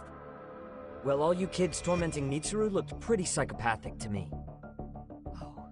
And you're so perfect. An angel who never once acted out of line. Never lashed out at someone weaker than you, or sided with the group to shut someone out. Everyone does it! We were just lucky enough to have some creep tape us, picking on some kid who couldn't take it. Why did this have to happen to me? I'd say it's because bad things happen to bad people. You'll sling your barbs from a safe distance, but once you're on the other side of it, you curl up and play victim. You said it was 5 years ago that Kawana showed you the video? Reminds me of something Shirosaki-sensei was looking into. What? There was this guy. I think his name was Shinya Kawai. Something about him getting snatched off the streets about 5 years back.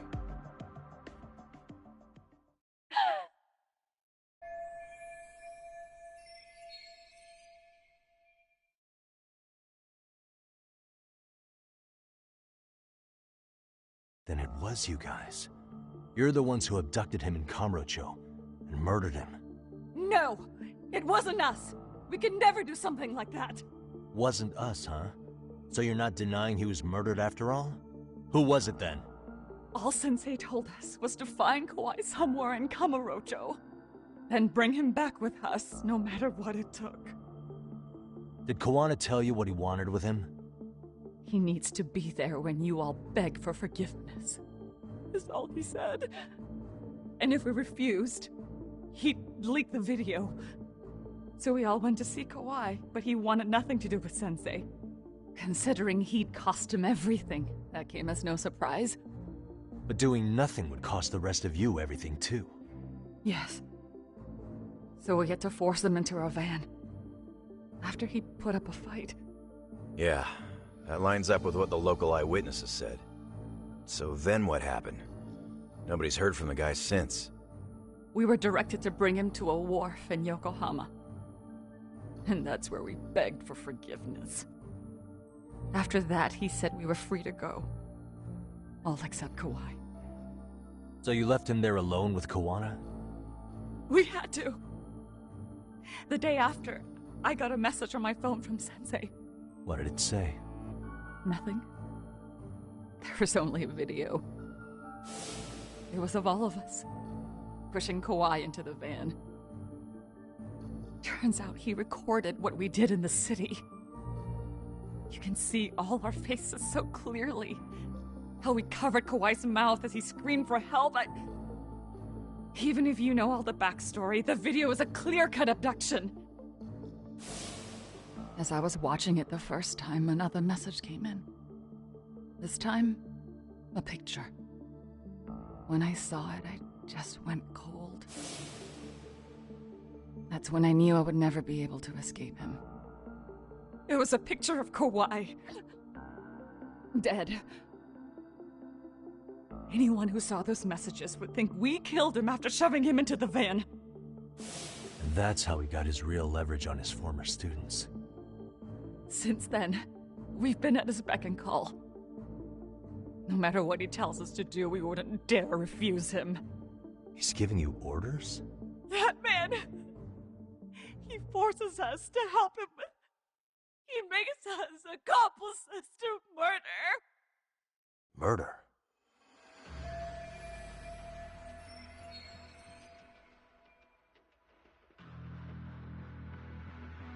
What the hell? Murder who, exactly? Any bullies involved in suicides. That's who Sensei's got it in for. Anyone he could find across the country. He doesn't even care how old the case is. If a student commits suicide, and bullying is suspected as the cause, he'll turn up. As far as I know, counting Kawhi, I think he's killed at least 7 people. 7? How's he doing this? So his idea of justice is killing bullies? Across the entire country? He said that's the only way we can atone. Anyone who drives someone to suicide must always face justice. Until society comes to terms with this, he says we'll keep getting our hands dirty. That way, we might be able to save the next few Mitsurus before it's too late for them. Not sure I should say this out loud, but I'm kind of rooting for this guy now. Yeah, let's not. So was the murder of Hiro Mikoshiba part of that agenda? We know Mikoshiba drove Ihara-san to suicide 4 years prior. That has to be why Kuwana let Ihara murder him, and how you found your role in establishing his alibi. Not just me. Grabbing Mikoshiba required a good number of people. All the people who pinned Ihara down. And even the ones who filmed it, they were working for Sensei. So that's how it went down. We had an unspoken agreement that we wouldn't directly take part in any killing. He just makes us his accomplices somehow. Like luring a target or digging a hole for a body. But the one thing we can't ever do is turn him down. If we do, he'll send his video of us abducting Kawhi to the police. And then Kawhi's body will turn up with our fingerprints all over his corpse. And we know that because he's hidden Kawhi's corpse in a freezer somewhere. He's preserving one of his murder victims? So as long as he has that, you're wrapped around his finger.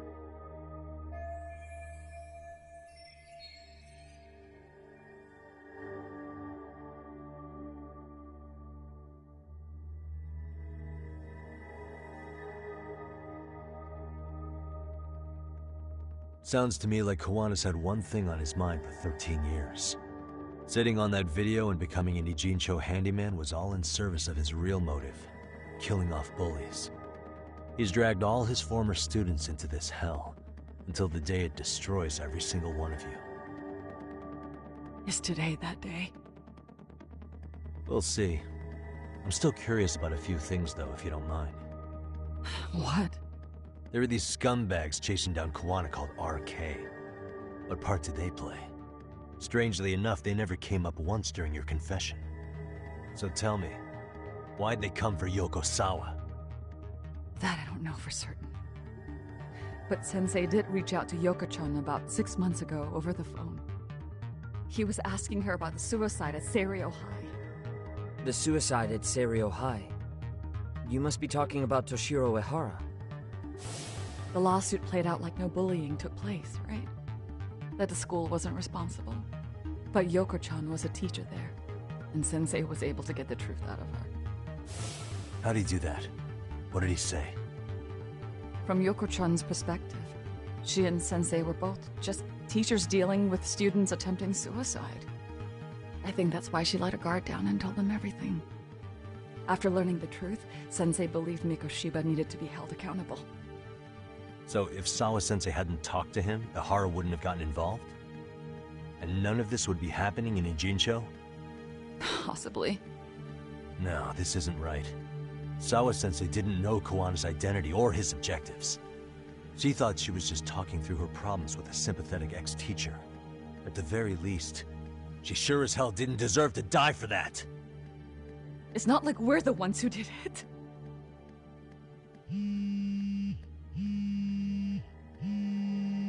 Who is it? Block number. Hello? Yo, know who this is, Yagami? Kawana? Yeah. I heard you're looking for me. Where are you? I'm willing to meet you now if you come alone. But you have to let Mamiya go in exchange. What? Alright. She's free as soon as I see you. Works for me. Then come on down to your office. I thought I'd let myself in. What? Gotta say, this chair's pretty comfy. Pretty sure I locked up behind me when I left. Listen, I'll only meet you alone. No one else. And don't make me wait long, or I could change my mind. He told me to meet him alone. You can let Mamiya-san go once I confirm he's there. You gonna be alright by yourself? Well, he already knows Mamiya-san's with us. I'm guessing he was watching us from somewhere. And I can't afford to do anything that would piss him off enough to make him disappear. Got it. Oh, we'll take care of this end of it. Shouldn't you move your ass?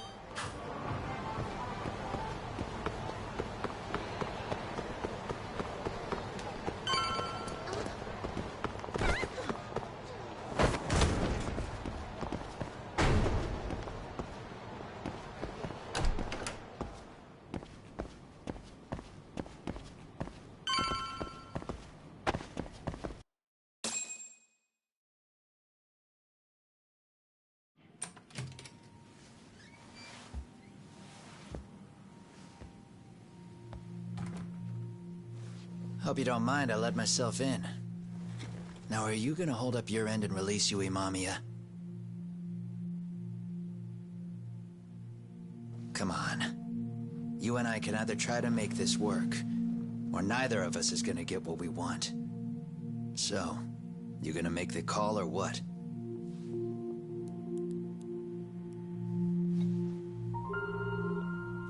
Hello? Yagami-san? I'm with Kawana. You can let Mamiya-san go. Got it. Will do. Sorry about all this, Yagami. Why don't you sit down? Maybe it's time you and I had a heart-to-heart. How's Kaito holding up? Kaito-san's recovering in the hospital. For now. Sawa-sensei is another story, though. I can hardly believe it. She was the last person I wanted to get mixed up in all this shit. If that's the case, why were you already waiting in her apartment? RK's top men were lying in wait over there to get their hands on you. So why was she the one lying on the ground? Answer me, Kawana. Was it because of you? Would you feel better if it was? How dare you? You're thinking that if you hadn't stuck your nose in her affairs, she might be at home grading her papers right now. You tell me. Is that what's eating away at you right now? Because if it is, you're mistaken. That guilt is mine alone to bear. It's my burden to carry. When I saw on the news that she had been murdered in cold blood, it felt like the whole world had stopped spinning to me. I would take it all back right now if I could. But unfortunately, to fix this, I'd need to turn the clock back further than you'd think. You mean back to when you were a school teacher? Yeah, basically. Back to when I still had a little faith in humanity. Seeing someone's life get cut short, you never really bounce back from it, do you? But I don't have to tell you that. I did my homework on you, Yagami. It seems you were a fairly accomplished lawyer. You even scored a murder acquittal. But we both know how that ended. The death of an innocent young woman.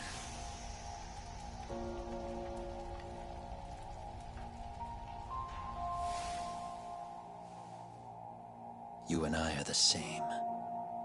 We both have scars. And they're the type of scars that never fully heal. Yeah. Maybe you're right. But for Sawa-kun, it was 13 years ago.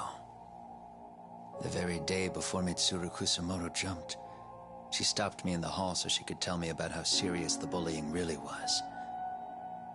Up until that day, I just assumed it was boys being boys, teasing. I figured it was harmless, that they'd get bored with it, and then they'd move on. I mean, come on. Kawai had to have been twice the size of Mitsuru. It's not like I'd seen any fighting. So I warned him not to overdo it. And eventually he would take the hint. Well, according to what I was told, you smirked, actually. Yeah. I guess that's what I did. I was too late. Sawa-kun had to point it out. Sensei, how could you be so blind? She asked. Her eyes were this piercing mix of pity and scorn. According to what she told me, nearly half the class was bullying Mitsuru. She said she'd seen him at the station. She made it sound like he had half a mind to jump onto the tracks right then and there. I'm not so presumptuous anymore. But back then, I used to think my students were my biggest fans. I thought I'd won their hearts and minds. But the look on Sawa-kun's face that day made me see the truth. I couldn't just go on smiling like nothing happened. So I decided to do my homework. The next day, I put a hidden camera in the classroom after school.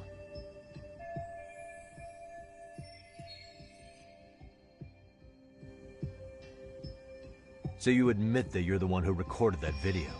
Yeah. You saw it, right? Talk about the ugly side of kids. Hard to watch, wasn't it? Unfortunately, by the time I picked up the camera and saw what it recorded, Mitsuru had made his jump. I missed him by a few crucial moments. What happened in that classroom was the final straw. Later on, all the bullies were asked what happened. Each and every one of them lied. Kawai started it. It wasn't our idea, they said.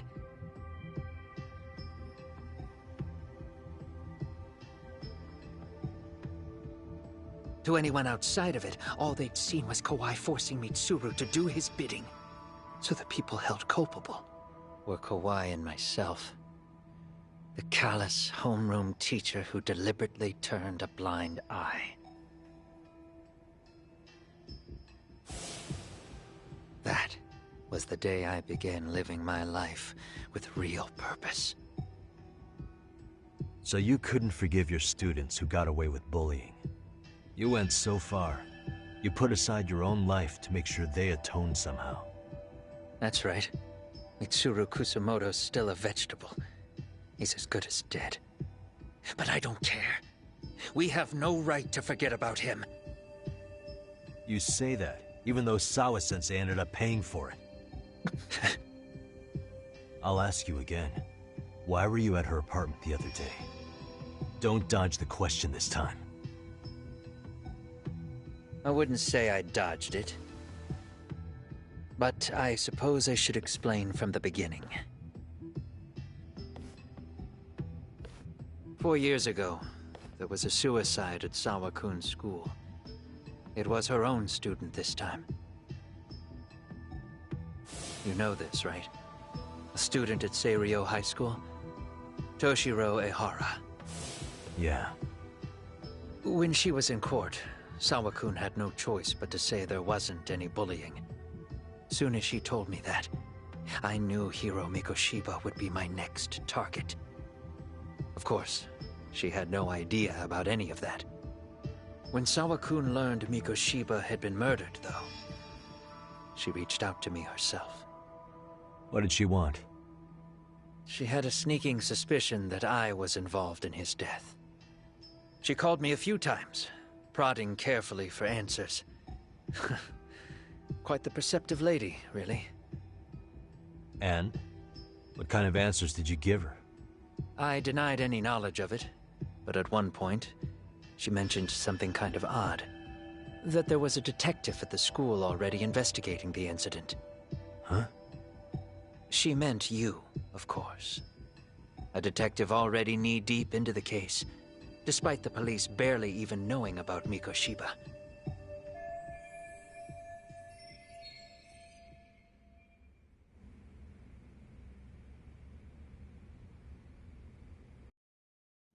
The police are a pain in the ass, but when an out-of-town detective comes sniffing around, that's bad. I knew I had to act fast to get you off the trail.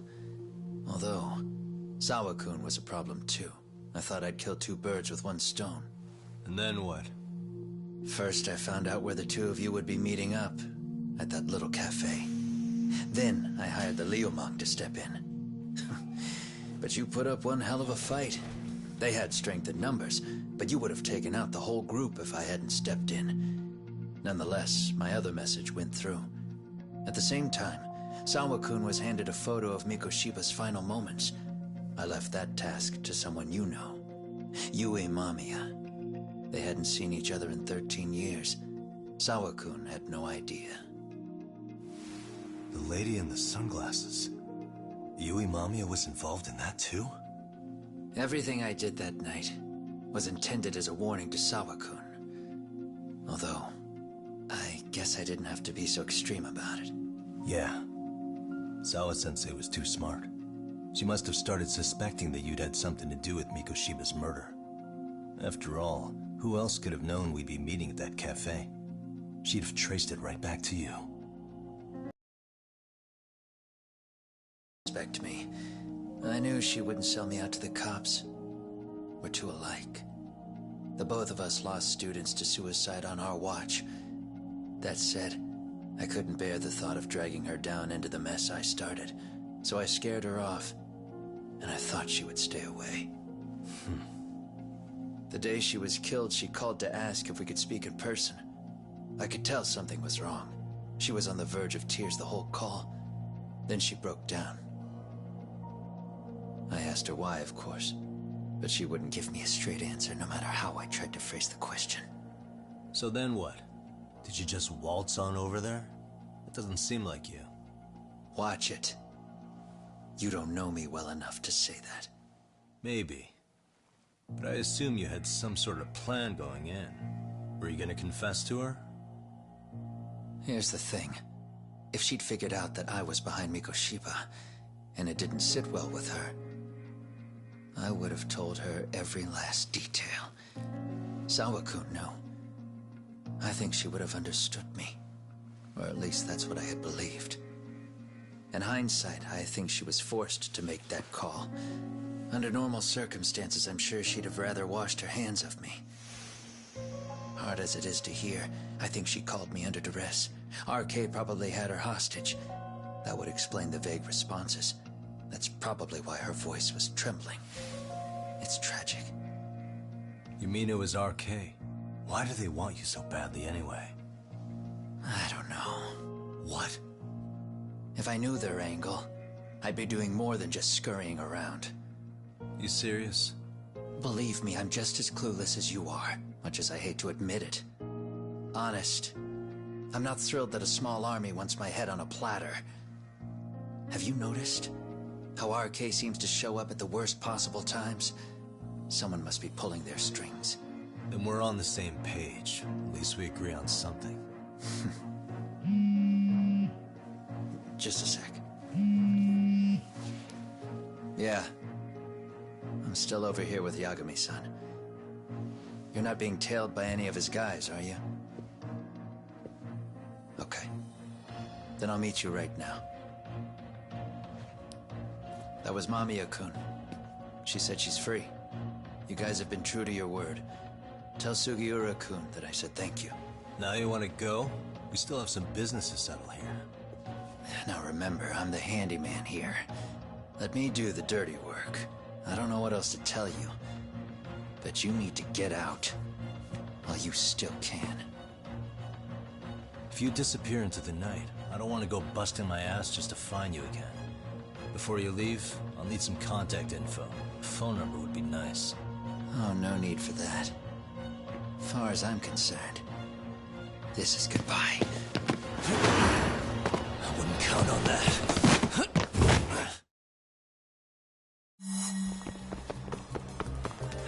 You won't get away.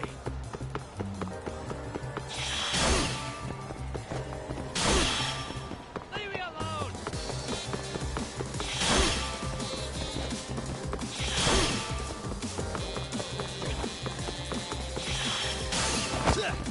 Well, look at you!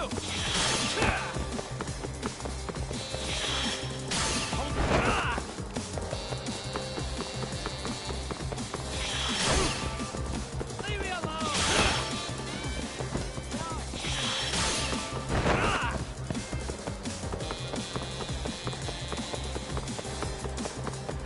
You won't get away.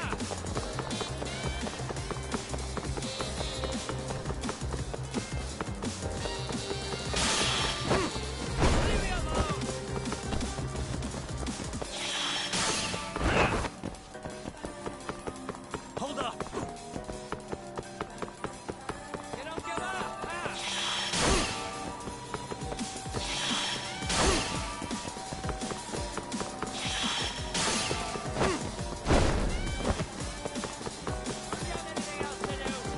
You won't get away.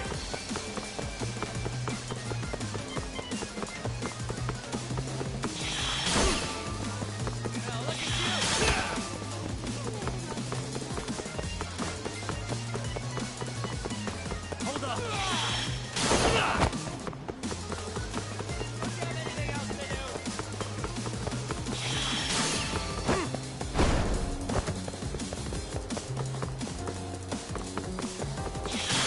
Now look at you! You won't get away.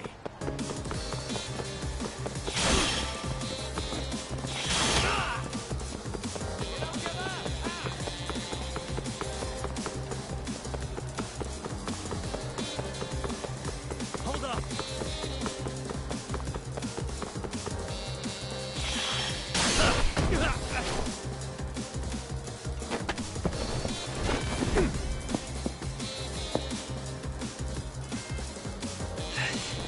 Yeah. Catch you later! Damn it! Get back here.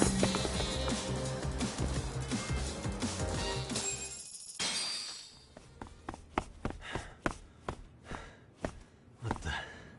Where'd he go?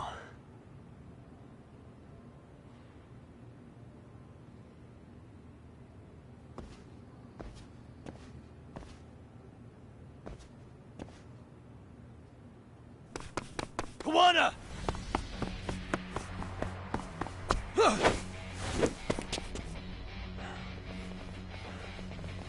You guys again.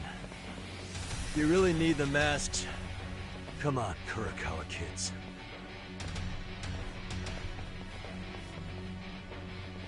You heard that, right? The detective here already knows everything. Kawana! What are you going to do now? What do you think happens when he spills everything? Sounds like your lives are over, unless you shut him up.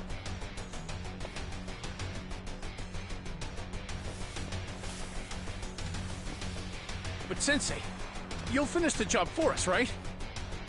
Huh? Is that you, Akahike? Oh, he's even got a name to your voice. Answer me, Sensei! I know. I'll be the one to finish it. You just knock him out. Okay then. Time to learn your lesson! Come on. What kind of lesson is this? Now you run it!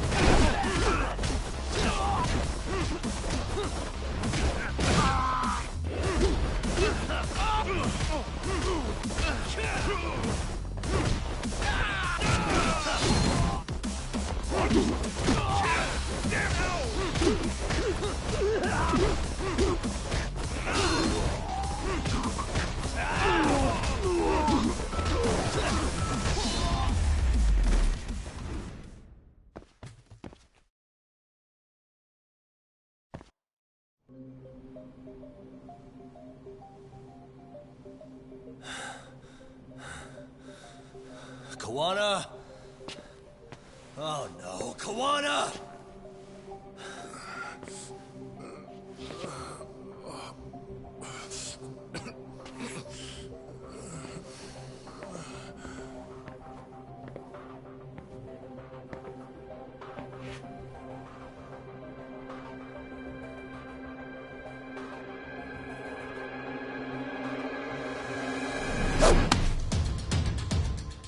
Really? So nice of you to stick around.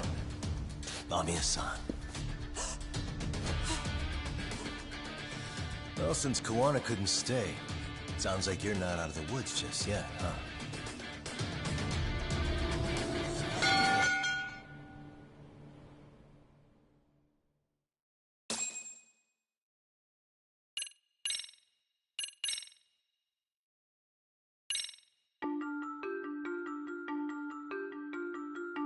13 years in the past.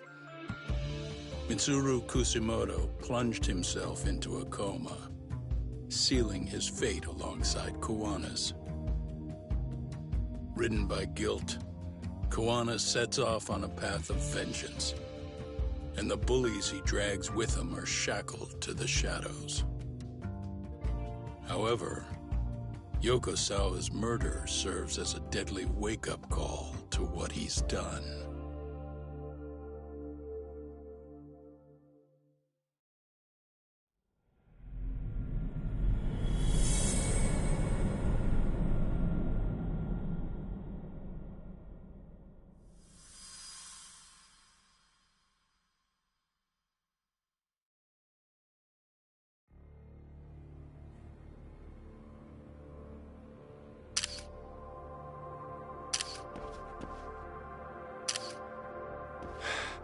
Hey. What are you doing? Getting your identification on record, so you won't be a threat to us anymore? What? And I think you owe us after everything you've done. Expect me to come collect one of these days.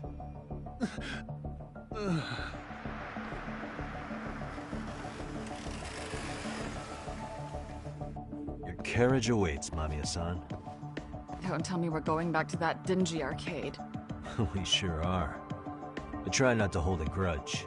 It wasn't us who abandoned you.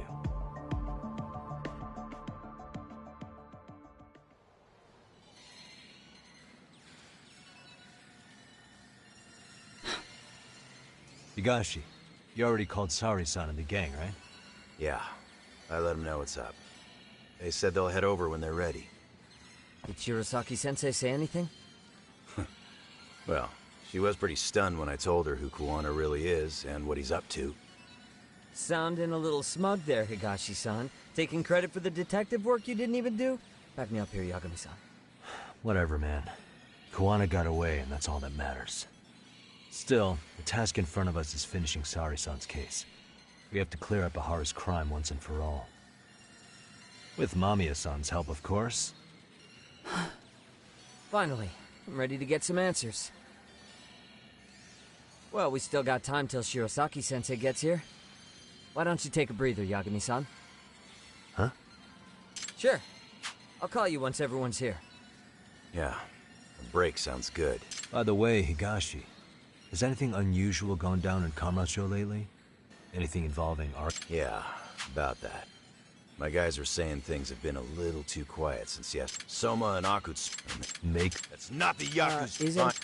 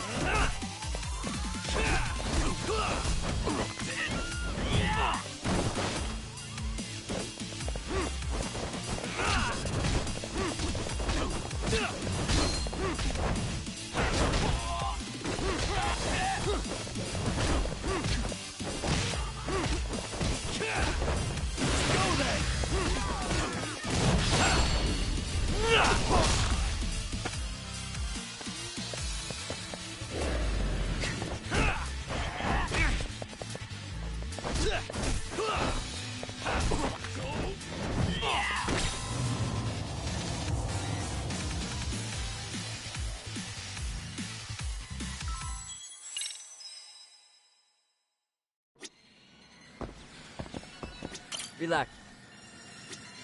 Relax. They're gonna...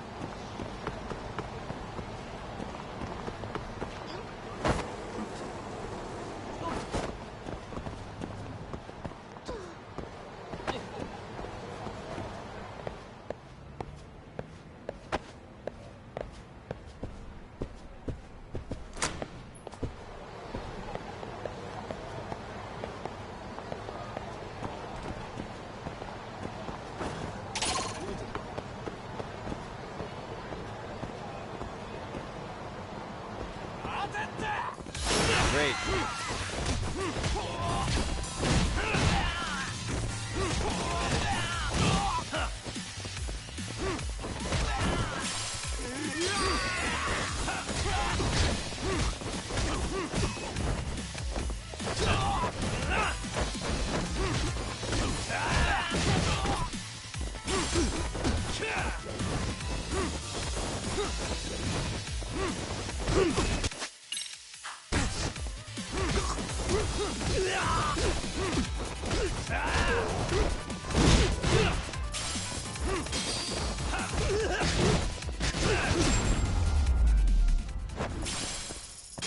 And stay down.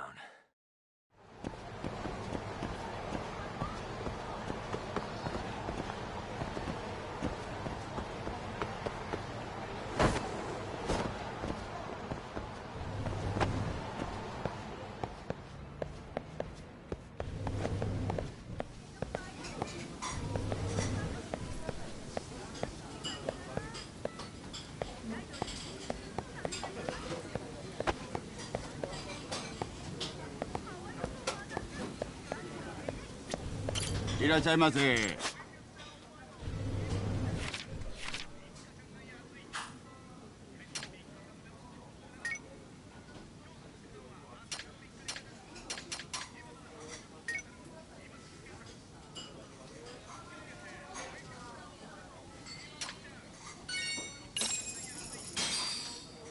Starving.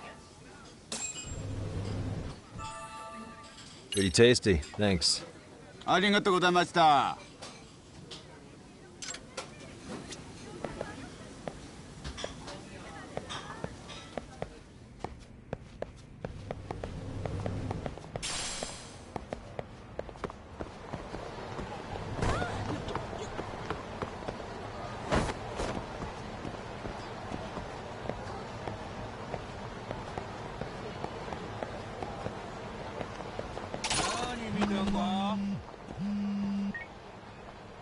Hey, Yagami-san. Hey. Cheers. Got Thanks.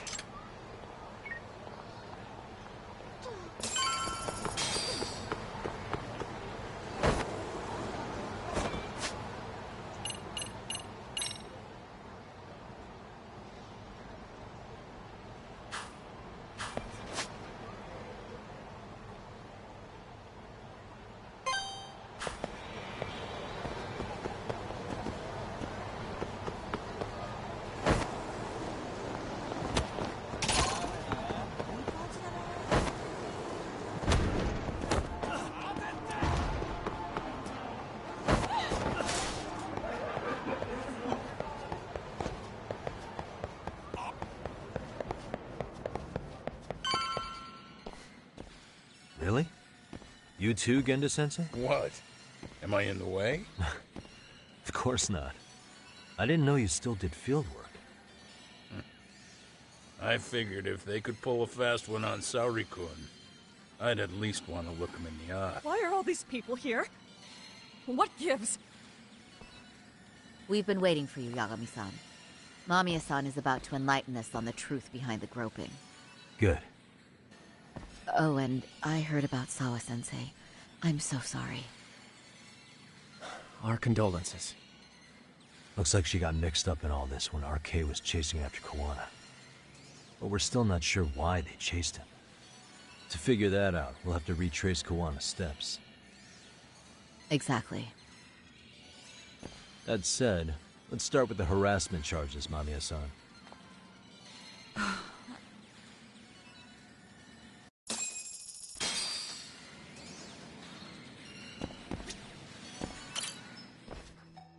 Fine. Let's get... Pout all you want, but keep the answers straight. Ahara's assault was designed to establish a false alibi for Mikoshiba's murder. So Kawana had you play the victim, and together you pulled one over on the police and the court. Can you confirm if this is all accurate so far, please? Yeah. The person who groped you on the train wasn't Ahara-san himself. It was his stand-in. And my understanding is that he had conspirators to help him fabricate this event? That's right. What was Kawana doing at the time? Was he in Ijinsho or Tokyo? Didn't you hear your lady friend? Ahara-san had a stand-in. And that stand-in was our sensei. You mean Kawana posed as Ahara himself? So this Ahara was actually Kawana. Huh. Sensei and Ahara-san have a pretty similar build. Not sure they could have pulled it off otherwise, you know? But some spots don't look right. Mouth. You sure that's really Kawana-san? That part around his mouth is fake. He said he scanned Ahara-san's face and made it on a 3D printer. Oh, huh. You can print things in 3D now? Well, it's a machine that takes a model's data from a computer and prints physical objects using materials like resin. So if you were to scan a person's face onto a computer, a 3D printer could accurately recreate it. I don't know the details, but that's what Sensei used to become Ahara-san. Something like this.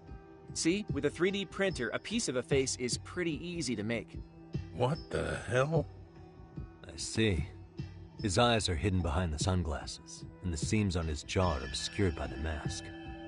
It's incredible, I must say. With the mouth area so visible, it's too convincing to think he's anybody else. And with the prosecution assuming he's just another sexual predator, they fell for it. This is no time to be impressed. In case you forgot, he had the defense fooled too. Right. Assuming Kuwana was Ahara's double, there's still some evidence I'm iffy about. I'm of the same opinion. Okay. Which evidence is questionable?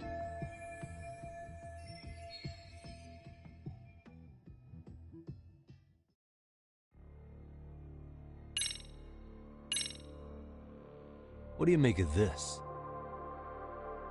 I mean, what's there to doubt? You tell me? The one running on the platform wasn't Ahara-san. It was Sensei pretending to be him, right? Meaning... There is no more meaning. That's all there is to it. Ahara-san used a stand-in to fake his alibi. The stand-in turned out to be not... Good.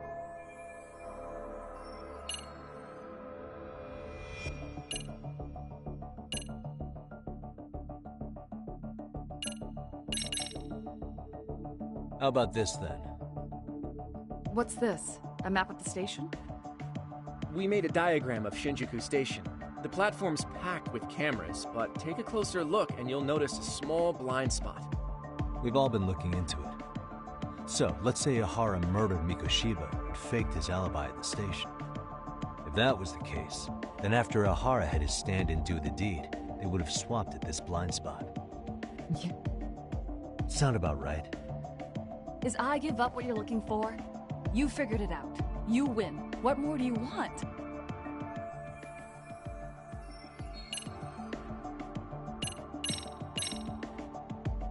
Any thoughts after seeing this? Stop it. You're gonna look away? You aided and abetted by playing the victim, didn't you? I mean, yes. Who put this video up on the internet? Sensei did. He said from the start that once Ahara-san got his guilty verdict, he'd upload it to the internet. So that was all part of the plan. Yeah. Sensei can't forgive the law for how easy it lets off bullies. Ahara-san's the same way. His son's death was brushed aside. The court blamed his suicide on unknown factors. And that's what led them to his whole plan. The real victim is some bully who never got what he deserved, and the killer gets off in court by being convicted of battery. How would the public respond after finding out they'd gamed the law like that? So Kuwana and Ahara's real plan was to make a mockery out of the justice system. Seems to be going well for them. The courts are beside themselves for dragging the police into this. I guess Ahara really was desperate. He was never concerned about his own punishment. He tarnished his own name to humiliate the law. Yeah, cop or not, Ahara is a broken man. Nobody took responsibility for his son's death. The courts all but ignored his case. No wonder he went along with Kuwana. I can't even imagine. Yeah. Sensei and Ahara-san are the perfect pair with nothing to lose. The only ones who do are the ones forced to comply. Us. Speaking of which, are we done here yet?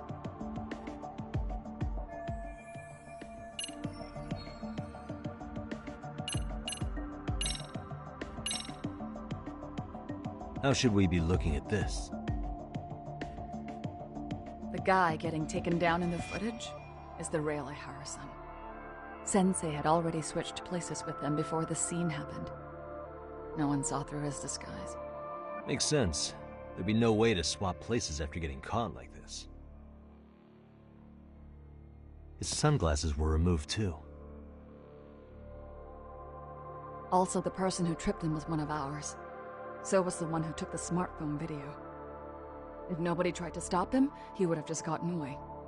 But the most important part of it was pinning Ahara-san as the culprit out in public. Right. If that didn't happen, the entire alibi goes up in smoke. More or less. So basically, this entire battery case was calculated from the start. Nothing but smoke and mirror.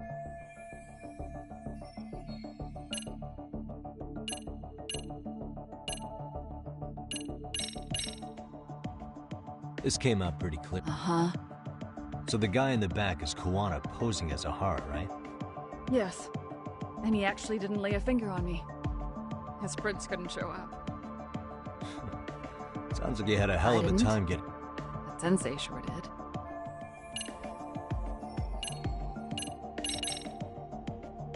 How about this, then? And this it? Before the incident, Ahara used this card to go through the ticket gate at Ikebukuro, the time of which was recorded.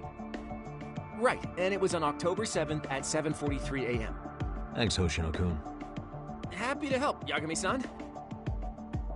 At the earliest, Mikoshiba's time of death would have been 7:30 a.m. If Ahara killed Mikoshiba in Ijincho, he would have only had 13 minutes to get to Ikebukuro. And frankly, that's impossible. That's what's stumping you? Huh? Sensei borrowed the card from Ehara-san beforehand and passed through the gate. Afterward, he slipped it back to Ehara-san when they switched places. That way, Ehara-san ended up having the time-stamped card on him. Makes sense now. So even the entry time through the ticket gate was used as part of the alibi? It all seems so obvious now that I hear it. Nobody'd suspect that a groping was being used as an alibi for murder. Yeah. And on top of all that, no one knew Mikoshiba had been killed during the trial. They really pulled it off. Anything else?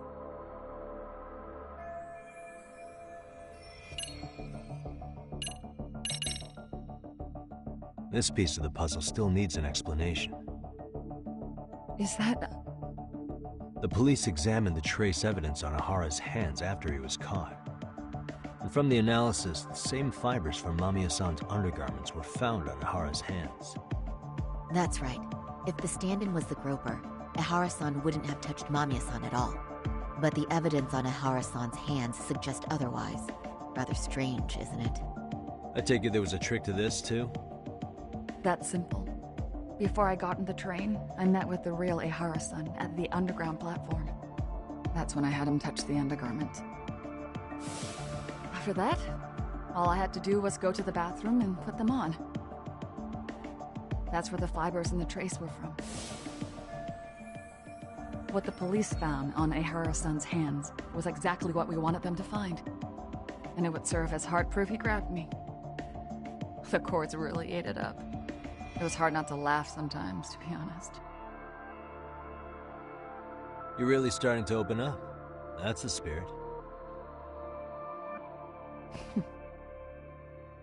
Yagami-san, you sure that's enough? Yeah, I think we've got plenty. Bottom line, groping was a fabrication. At the very least, we know that the prosecution's evidence can all be refuted. The courts were being intentionally misled. I'm considering filing an appeal. Are you saying you want a retrial? I am. We'll reveal Ahara and Kuwana's plot and overturn the verdict they issued. That might be harder than it sounds. Why do you say that, Genda-sensei? Well, the previous trial resulted in Ahara being found guilty, right? As the client, if he doesn't want an appeal, there's no way you're getting one. Doesn't matter what any lawyer tries to do. If Ahara refuses to appeal, then that's that. Then we'll talk to him tomorrow. First, we need to see how he reacts to everything we've got on him. Sounds good. Then let's meet at the detention center tomorrow. Will do. So, we done for the night? Sure are. Great job, everyone. Go get some rest.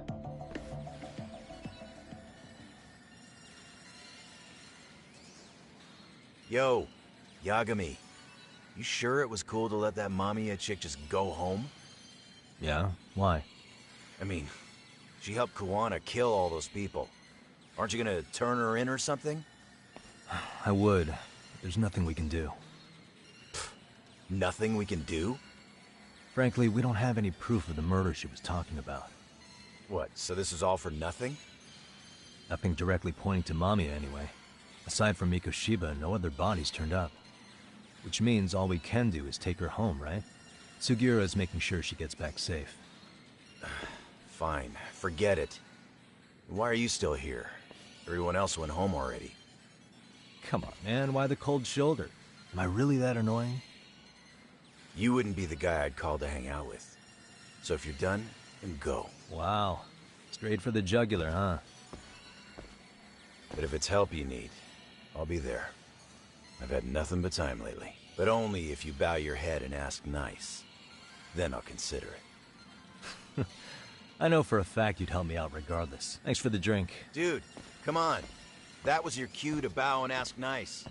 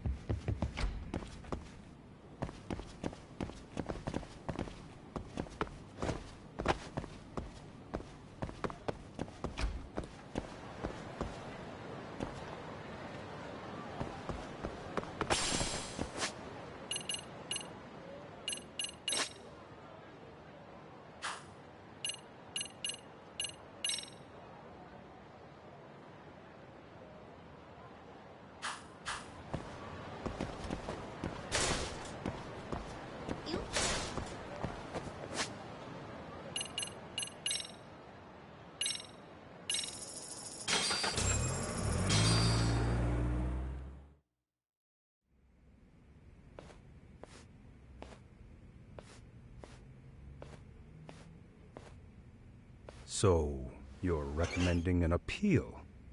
I have that right? Did some new evidence come to light? Yui Mamiya told us some things, like how you faked your alibi for Mikoshiba's murder.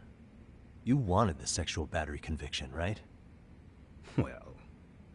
Your goal was to avenge your son and humiliate the law on a grand scale. I have no idea what you're talking about. Ahara-san, we have a much better grasp of the situation than you think. And what exactly have you grasped?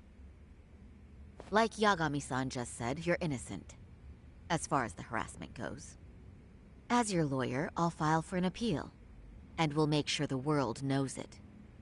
Thanks, but no. I'm scum of the earth. A pervert. The prosecution and the judge made that very clear in the verdict. On the day of the crime, October 7th, at around 6:30 a.m., you were in Ijincho, not Tokyo. Baloney. I was relaxing at home. Except that you weren't. Oh? You wanted to give the man who pushed your son to suicide the beating of a lifetime. And you'd miss out on that opportunity if you were at home, which is why you were in Ijincho instead. Isn't that right? You and Kawana's former student staked out Mikoshiba's house until he left. Then you dragged your prey into a car and brought him to an abandoned building in Ijincho, which would later become a murder scene. Every bone on Mikoshiba's fingers was broken. Remembering how he pushed Toshiro-kun to his death, it's no wonder you'd go that far. You tortured Mikoshiba without a shred of remorse. You inflicted no small amount of pain and terror. There's no way you weren't there, and I'd put my money on that. And then... You need the whole play-by-play, even though you already know it? Oh, not at all. I'm just fascinated by this outrageous little story.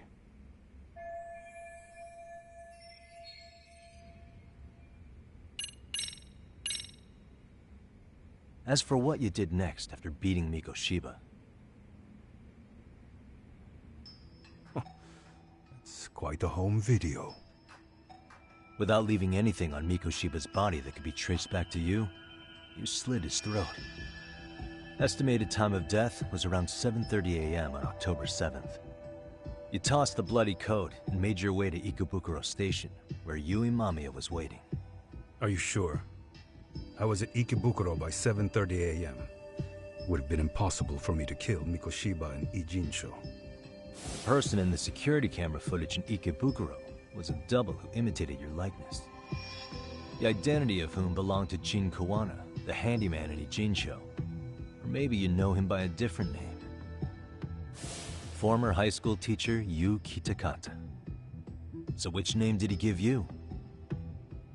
I don't know who you're talking about. With Kawana in view of the security camera, you met up with Yui Mamiya at Ikebukuro first. That's where you touched the undergarments she had prepared. The police would later discover the trace evidence on your hands and pin the groping on you. Then you made your way to Shinjuku Station. After that, Mamiya and Kawana acted out the groping as they arrived at Shinjuku Station. Kawana jumped out of the train and Mamiya chased after him. And then, in the smallest of blind spots in a station absolutely packed with cameras, you were waiting for Kawana, who looked just like you. With the two of you matching, you were able to swap places in that huge crowd without anyone noticing. Kawana handed you the transit card used to pass the ticket gate. Just one piece of hard evidence that places you in Ikebukuro at 7:43 a.m. And right after the swap, Mamiya started calling for help. After that, well, we've all seen how the news reported it. You were caught in a public place with plenty of witnesses. An active duty police officer arrested for sexual battery. The public outcry was very clear. As a result, despite it being your first offense, you were actually tried and convicted. The consensus is that it was a fitting punishment for someone so heinous. Even as your lawyer, I felt the same. Have some confidence in yourself, Shirosaki-sensei. The prosecution, the judge, and a lawyer like you all laid out the evidence in court and found me guilty. I'm in no position to doubt you. And I've long accepted the ruling that Toshiro was never bullied. There's nothing I can do but abide by the rule of law. Right? That's all I can do, right? I know what you're trying to say. You carried out the justice that the courts wouldn't, right? Everything my son went through was passed off like it never even happened. School, the teachers, and yes, the court. They all dismissed the reason he died. That's when Kawana came in the picture, telling you Toshiro-kun had been bullied. But was it Kawana's words that suddenly made you want to kill Mikoshiba? Because all of his fingers were broken while he was still alive. Was that really all just your pent-up rage? What do you have to say, Ihara-san?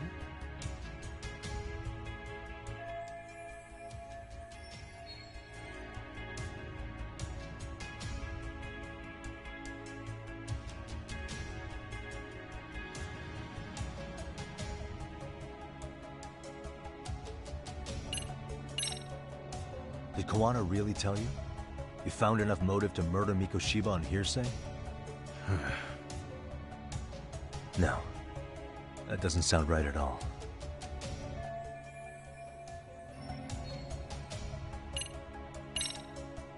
Did Toshiro-kun ever tell you about the bullying himself?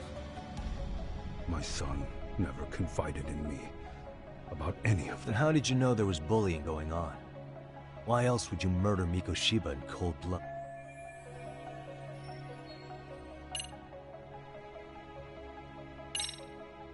Was Sawa-sensei the one who told you the truth? She was the only person Toshiro-kun confided in. You had to have heard it from her, right? Nearly hit the nail on the head, as they say. Nearly? After my trial, she confessed she knew about the bullying. But only to her old teacher over the phone. She had no idea she was being recorded. What? Kawana-san let me listen to that recording where I learned Sawa-sensei had been muzzled by both the homeroom teacher and the lawyer. That was the proof of Toshiro's bullying I'd wanted all throughout the trial. After hearing Sawa-sensei's words, I finally understood. They pushed my boy over the edge. Was there no other evidence of the bullying? Like a diary of Toshiro-kun's or something of the sort? Nothing. Toshiro never talked to me or my wife about the bullying. And that was probably all my fault. He was bullied in middle school, too. Kids would throw his pencil case around or hide his books. When I heard about it, I chewed him out. They walk all over you because you're weak. Grow spine, I told him. I take it that was the wrong approach.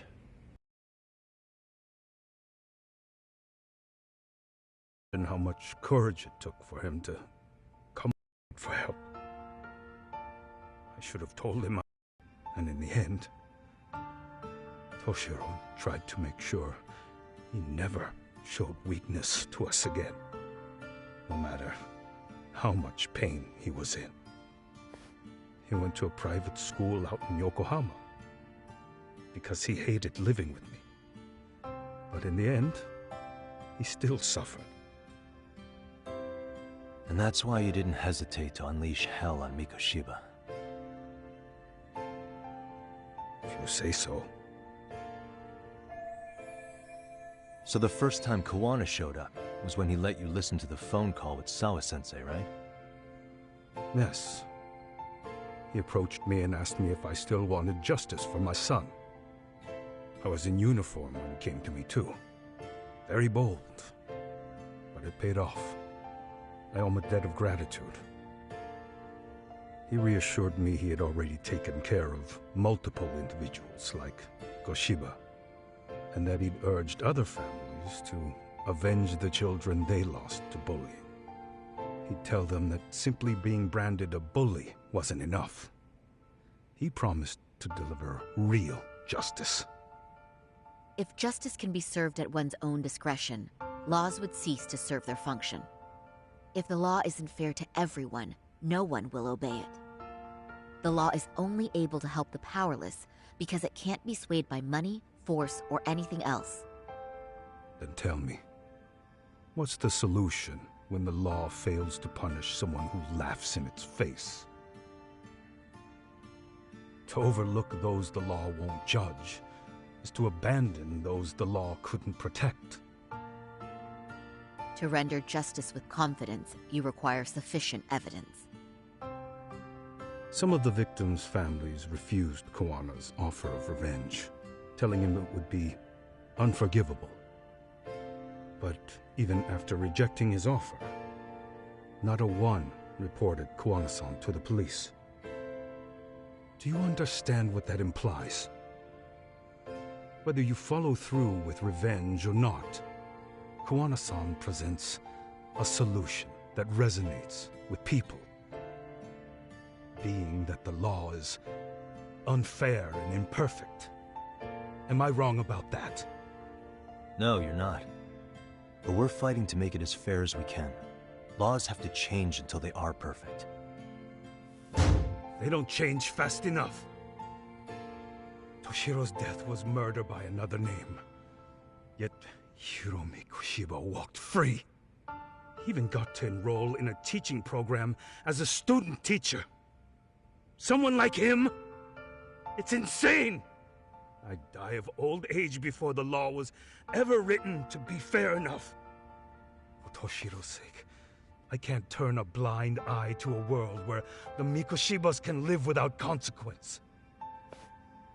Tell me, what alternative was there to getting blood on my hands? I didn't have any other choice. Yagami-san, did he just... This is the first time you've admitted to killing Mikoshiba. You really did your research, unlike those useless cops. Kuwana-san's plan was impressive, almost airtight. I didn't expect it to be unraveled so quickly. I just got lucky. There was some dirt on Yui Mamiya that Kuwana could have used against her. If we hadn't found it, there's no way we would have gotten her to talk.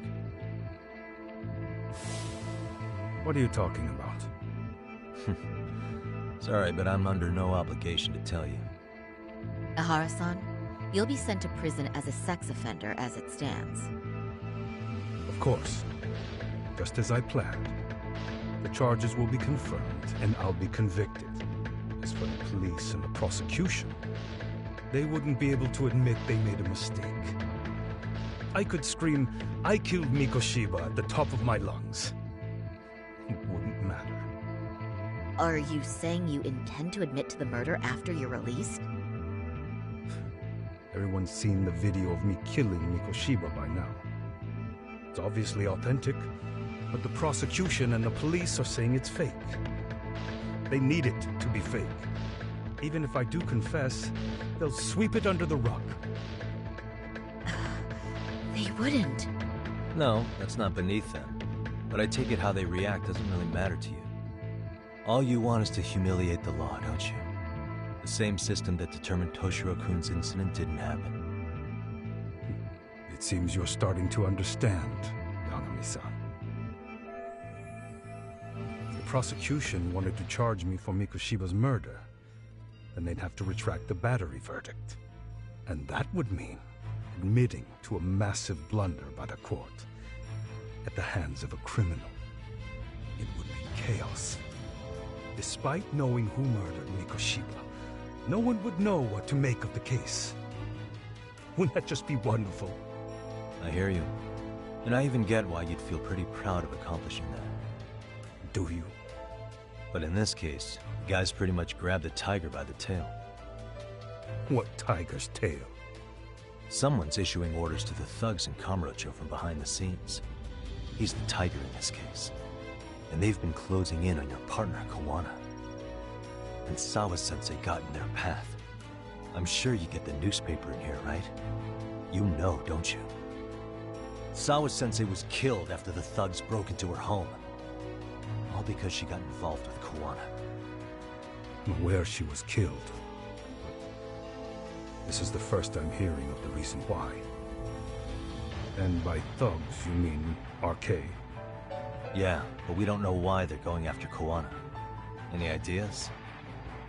No way I'd know. You think it could be because she got mixed up in your deadly little game? Excuse me? That's what getting away with murder really looks like. The more you perpetuate the lie, the greater the rift you create. And then, the unthinkable happens. Koana killed others besides Mikoshiba. You said so yourself. That's what brought the angry tiger into play. And if Sawa-sensei ended up paying for that instead, then how can you begin to believe your vengeance is fair? Because she gave false testimony. She lied in court to say Toshiro was never bullied. She couldn't name Mikoshiba, who was a minor at the time, without evidence.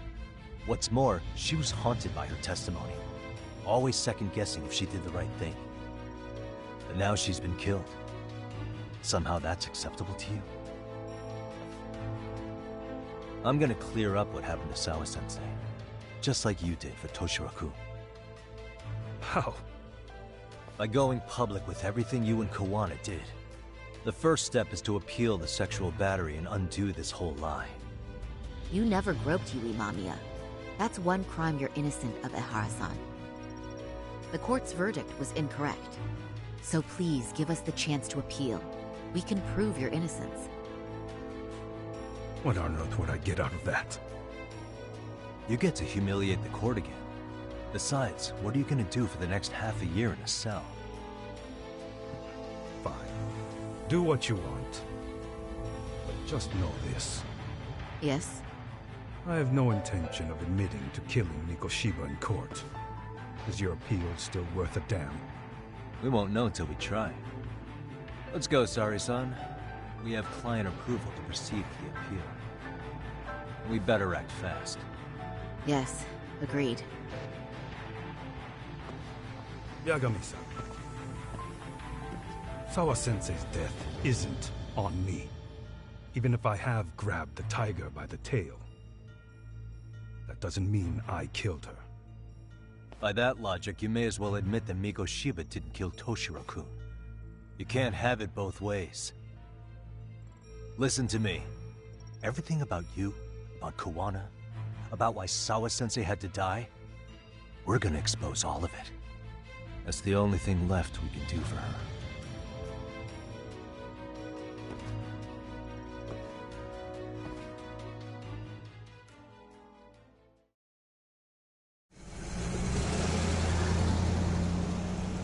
I'm going to fill Genda-sensei in on what happened. Why don't you head over to the office? Sure thing.